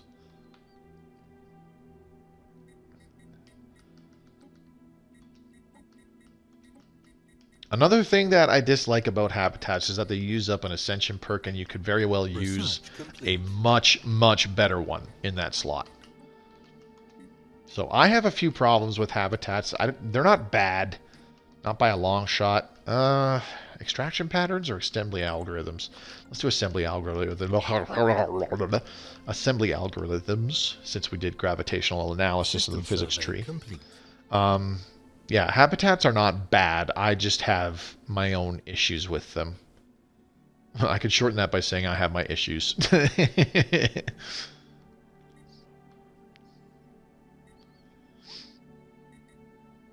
Are you serious? There wasn't a single empire that started in this entire section of the galaxy. Like the entire this arm over here, which starts by the Lavis vestige. Actually, that starts by us, I should say. I think. Yeah. Starts over here by us, pretty much. in the Yalon Republic, and then, you know, it's occupied. It was occupied all the way through this little System section survey here, complete. and then this whole bit, boop, there was nothing in terms of empires. That is really lame. All right, so we still got about a year and a half, more than that. Yeah, about a year and a half before we can start another ring section. Ascension Resource Management 5, yes please. So that gives us 21 leaders. We only have 14 right now. Is there a good scientist? Ooh, Spark of Genius plus Cyborg, yes please. Research complete. Let's build one more science ship. Okay, research complete. Gravitational analysis. Let's do applied superconductivity again. Okay, so that was Cyborg plus Spark of Genius. Definitely throw that in society research. Now we have spare scientists sitting around. We're going to put them in the new science ship. Construction complete. War has been declared against us. What the? System survey complete. What?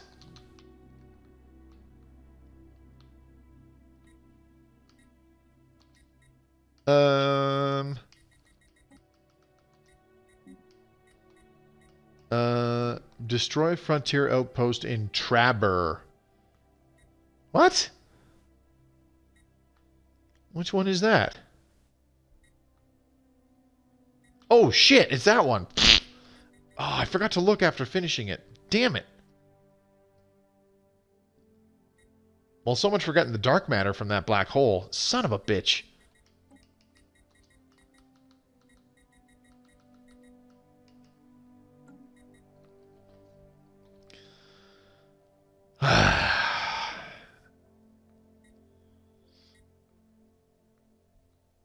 So this is what it feels like when you fuck up.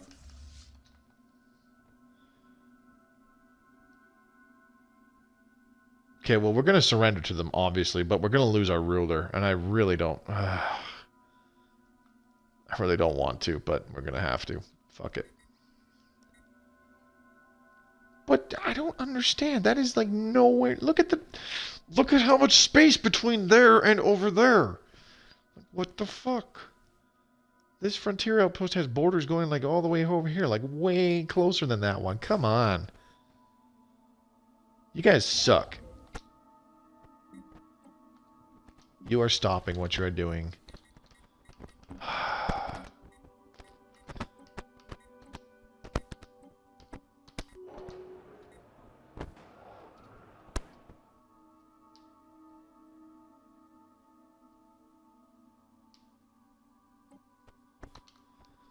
And our leader is assassinated.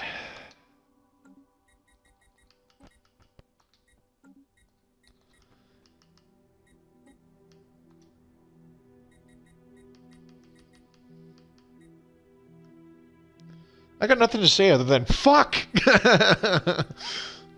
I seriously thought we'd be safe. That's why I didn't really look.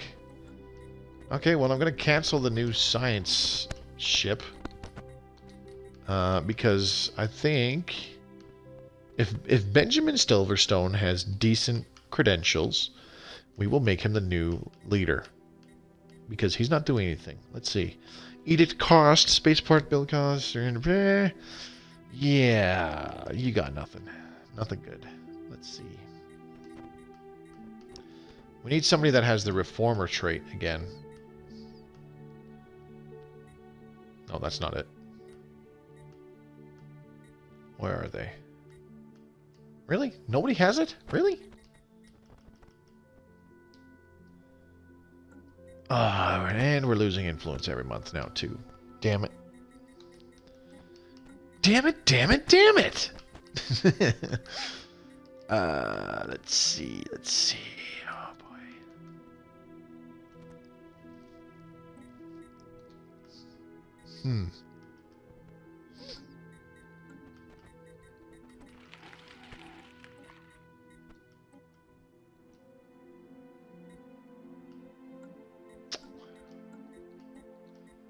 Okay, well, I'm going to try recruiting a couple new scientists. Let's get this expertise field manipulation guy, and let's get this adaptable one for the hell of it. Let's see.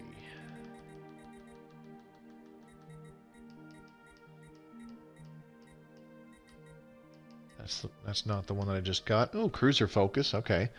Expansionist. Frontier outpost build cost and colony influence cost reduced as well. There should be one more scientist. We just got us. What? There should be one more. What? The game's lying. The game's lying to me. You're independent. You're independent and available. There you are. Okay, what do we got? Military Pioneer. Oh, ship upgrade cost minus 35%. That's not too bad. But you're only level 2. So, yeah, you know what? We're going to go with Benjamin Silver, whatever his name is, because he's level 5. When he gets elected, those will improve. Okay, we're going to rebuild those science ships. Since he's level 5, he has increased Unity production. Or, well, generation. As your ruler levels up, their generation of unity and reduction of unrest goes up. Is it unrest? Great, now I can't remember. I'll have to look it up. It's fine though.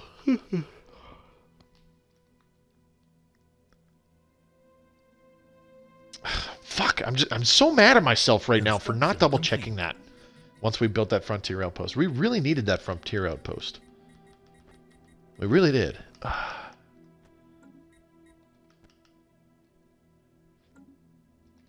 Okay, well, we'll wait for the election to finish before Situation log updated. Ooh. Benjamin Silverstone has been elected Chancellor. Oh, beautiful. Let's see.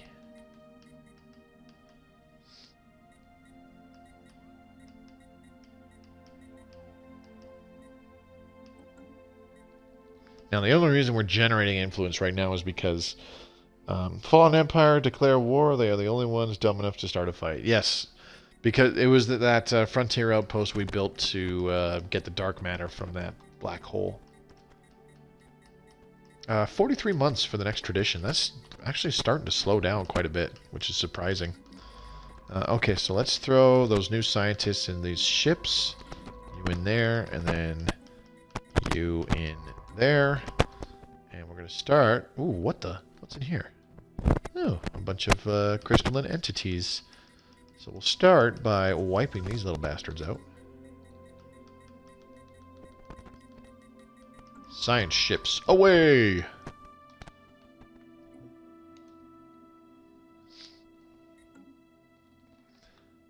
Yeah, see, like, I don't get it. They haven't declared war on us despite our protectorate being, like, right on their doorstep. They were more mad at us for our borders not being as close as these guys' borders are. And there was a significantly bigger gap between their borders and ours when we built in this system. So I'm a little perturbed. But at the same time, I should have checked as soon as that frontier outpost finished. Any new frontier outposts down in that part of the galaxy, I was paranoid about checking every time we built one up until that moment. So I kind of foobarred that up. You know what I'm going to have to do is I'm going to have to disable an edict, I think. What else do we have? Share the burden? Yeah, let's get rid of that. Wow, it's only making a difference of 1 energy credit anyways, so, you know, whatever. Or is it? Ooh. It's also the Unity, though. We'll keep it. It's the frontier outposts that are actually starting to hurt us a little bit. How long are we humiliated for again? Will expire in 3470 days. Yeah, so like nearly 10 years. System survey until the next election, roughly. Evading hostile fleet. Situation log Evading updated. hostile fleet. Who is evading right now? Ooh, what are you evading? Oh, pirates. Dang, I was hoping it bumped into another Leviathan. That would be fantastic. System survey complete. Anyways, Situation log as updated. soon as we clear out the Crystalline here and get some science ships up here, I'm actually going to end... you know what? Situation log updated. System survey complete. Yeah. Once we clear out the Crystalline... Research complete. there we go. Research complete.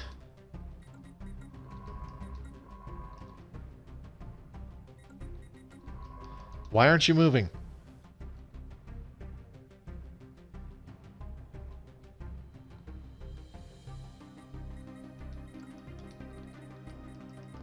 Oh, that's right, because I multi-selected them. That's why. They don't...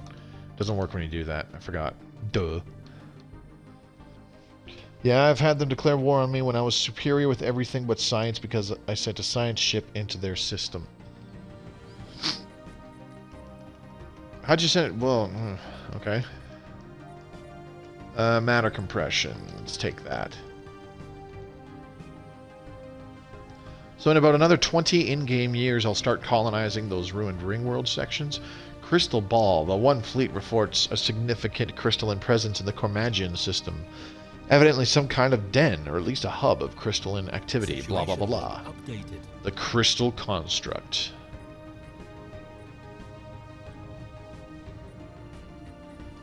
What do we got here? Finishes in 2 months. Okay, sure. We are severely outnumbered in terms of ships. But that's okay, because pew pew my lasers. Xenophobe. Special project complete. Crystal forged plating. There we go. That's what I wanted. Let's try and wipe these guys out. We're going to lose our cruisers. We are absolutely going to lose our cruisers. There's one. And going to lose the second one any minute now. Maybe not. There's no way they're all shooting the Dreadnought. Updated. Well, Incoming transmission. it's taking a boatload of damage. No. Decline. There goes our cruiser. I like how the Automated Dreadnought just flies right in their face. That's interesting.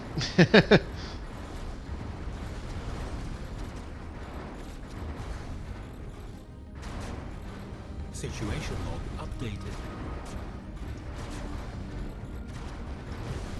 Situation Wipe them out. log updated. There you go. Nice job. System survey complete.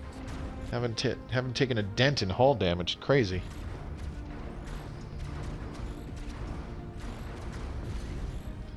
What the? Are these the strike craft?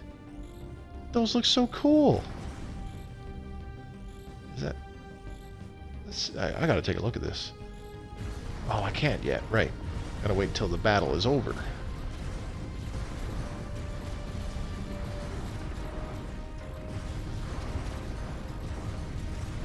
System survey complete.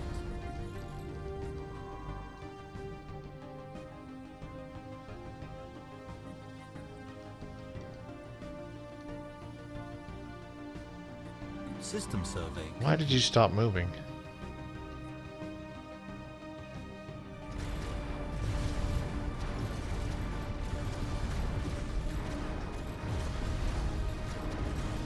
Still haven't made a dent in the Dreadnought's shields. Situation log updated. Admiral System gained survey trait, complete. lethargic. Oh, Incoming that's transmission. fantastic. We lost our 2 cruisers. They want to give us 20. Yeah, we'll take that. Yeah, that's not too bad. Yeah, let's take a look-see here. Lethargic. Minus 5% evasion, minus 10% sublight speed, minus 10% fire rate. Okay, you know what, buddy? Yeah. Do do do do do do do. Do do do do do do do do.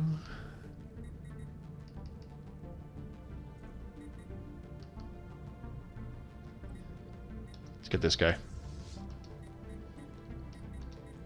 And you This leader is slow and indolent, performing duties with little energy. Like, how did I wind up getting that?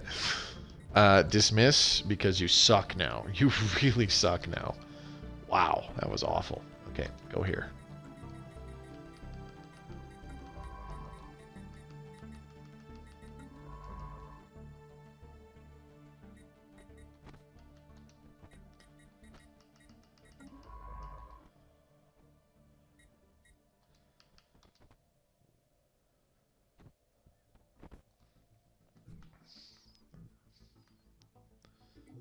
Alright, I think that's going to be it for now, folks. Oh, how you have them double skill. Because, I'll show you.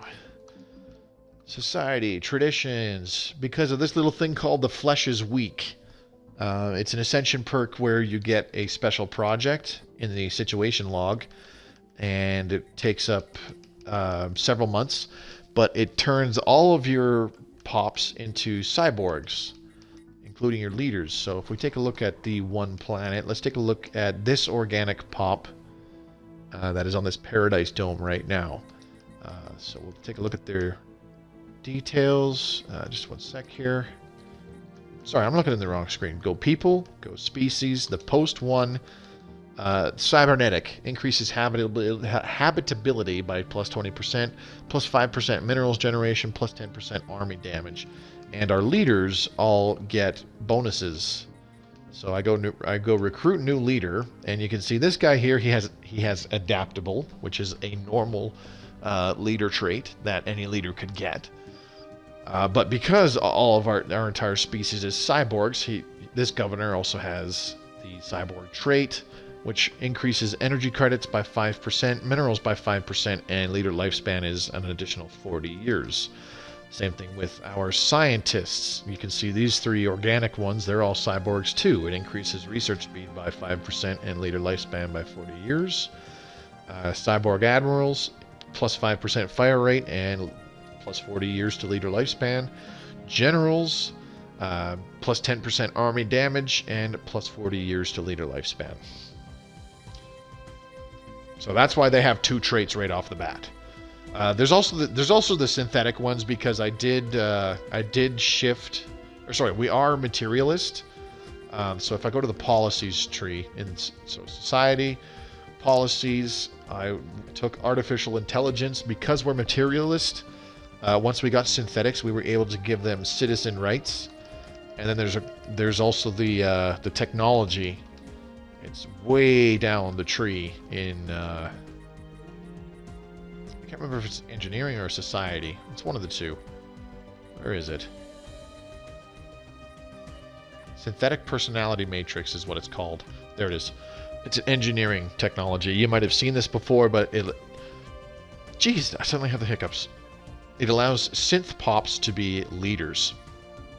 So, our non-organic pops, our non-organic leaders, which are the synthetic leaders, they also have the synthetic trait on top of a regular leader trait that they come with as well. So I might get that then. Yeah, it's pretty good. I will admit, I do think that out of, like, this is the synthetic ascension path. The next option is synthetic evolution, which gives us the special project to turn all of our pops, including our current organic ones, into synthetics. So you no longer get cyborgs. They're all just synthetics indefinitely. So all your leaders are immortal, and there are bonuses to pretty much all fields of production except for food and unity. It's pretty neat. I will admit, although it's quite powerful going down the synthetic ascension path, I think it's the worst. That's just my opinion. And the main reason for doing it is because it's the least unique. There's no special events afterwards. There's no special customization or anything like that. After the fact, it's just boom, you get robots. You have your production kind of goes through the roof. Blah blah blah. It has one major drawback as well, in that it really upsets spiritualist fallen empires. If there's a fallen empire on the map, they get really pissed off at you when you put your brains into jars and put those jars in robot bodies. They get pissed off enough where they will declare war on you for it. I gotta admit, I think Transcendence is the most unique because of the event with the Shroud and the special technologies you get, the psionic related technologies that you get, like Psi Jump Drive, Psi Shields, precognitive interface, that kind of stuff, plus the different boons you can get from the various entities that you meet in the Shroud whenever you breach the Shroud. I think Psionic Ascension is the most unique. I do believe, though, that the biological ascension path is the best, because once you specialize all of your planets for production for a specific thing, you essentially gene tailor your entire population. So it's like, this planet is producing minerals, I'm going to gene tailor this planet so that they are very strong, they are industrious, and they're nerve stapled, and then they produce minerals like crazy. For me to unlock it, I need to be what? For the flesh is weak? Are you talking specifically just for the flesh is weak? The Ascension perk? I should probably save the game. Let me just save the game really quick. File is save game. Did I do it right? Yes, OPS stream game.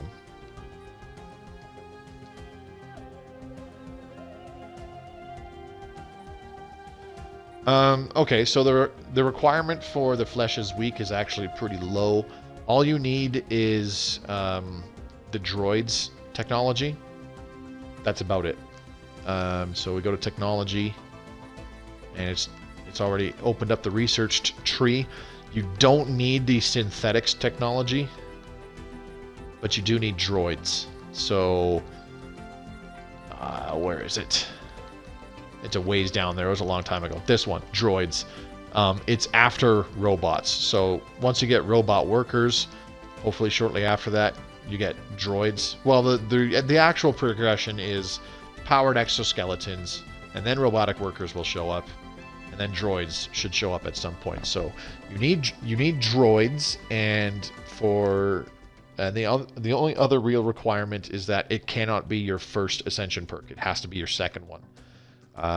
Once you have the required technology, and you unlock a second ascension perk by getting your traditions, you pick the flesh is weak, and then you check your situation log. There will be a special project for outfitting all of your entire empire's population with cybernetic implants, and it takes a while for that. It can take up to about a year, depending on how many pops you have and how much engineering science you are generating. But as soon as it's done, you'll see the benefits. All of your organic pops become cybernetic and get those bonuses that I mentioned earlier. Anyways, with that being said, that's going to be it for today. It's been close to 4 hours, but it was a lot of fun. Quite a bit happened in this episode. We got the Automated Dreadnought. We finally got Mega Engineering. We completed our Science Nexus. We're fucking raking in technologies. It's beautiful. We started repairing the ruined Ringworld that we found in Cybrex Alpha. Only caution thing is some Fallen Empire and other empires don't like bots. That's correct. I mentioned that. Spiritualist computer empires do not like it when you turn yourself into cyborgs. And like I said, spiritualist fallen empires get extremely angry with you when you complete the synthetic ascension path and turn your entire species into immortal robots. They get so mad at you that they declare war on you for it. They think you're a threat to the galaxy. It's for what is it called? Abandoning your organic origins, I believe, is the reasoning. Anyways, yeah, a lot happened. We're on the right track, though. Unfortunately, we didn't get our Science Nexus done as soon as I'd hoped. But as you can see, the rewards, the benefits are already paying off. We're just pumping out repeatable technologies, and we're not even 150 years into the game, and that is the advantage of doing the one planet strategy, is asserting your technological dominance by getting these really advanced technologies very early in the game. So I'm going to take off. Enjoy the rest of the night. It's only about 6 o'clock where I am. Yeah, not even 6:30. So got a few hours left before the end of the night. Hope you enjoy it. Like I said, I'm not going to be streaming on Tuesday because it's Christmas Eve. I will probably be back on Friday, which is the 27th, as I do really want to keep playing this now that things are really, really starting to snowball for us pretty hard. So yeah, that'll be the next time I come back to stream this. And I don't know if I'll stream on New Year's Eve. I'm thinking no, but we'll see. Alright, I'm going to call it a night so I can go download this video and render it and then upload to YouTube. It'll be available tomorrow. Those of you who watched live, thank you very much for watching. Don't forget to check me out on YouTube. Simply search for Mobius Y. Those of you who are watching on YouTube, don't forget to subscribe to the channel for more Stellaris Console Edition content. Check the links in the description below. Like I said, my Twitter feed, great way to keep in touch with me, as well as keep track of cancellations or postponing streams. And I also announce there when I'm going live. You'll also find my Twitch channel where I stream this off of. And lastly, the Discord channel where you can drop in, talk with other Stellaris Console Edition players, ask questions, bounce ideas off of each other, or even set up multiplayer games. We have some people from both Xbox and PS4. So I'm sure there's plenty of people who would be willing to play some multiplayer with you guys. What am I forgetting? Oh yeah, ring the bell so that you're notified when I put up a new video. That'll be it. Merry Christmas, everybody. I really hope you enjoy the holidays, and you know, fingers crossed that you get some pretty awesome socks and underwear for gifts, because believe me, at a certain point, nothing beats that. When you're 9, it's like, oh man, socks and underwear. And then when you're 29, it's fuck yeah, socks and underwear. Have a good night.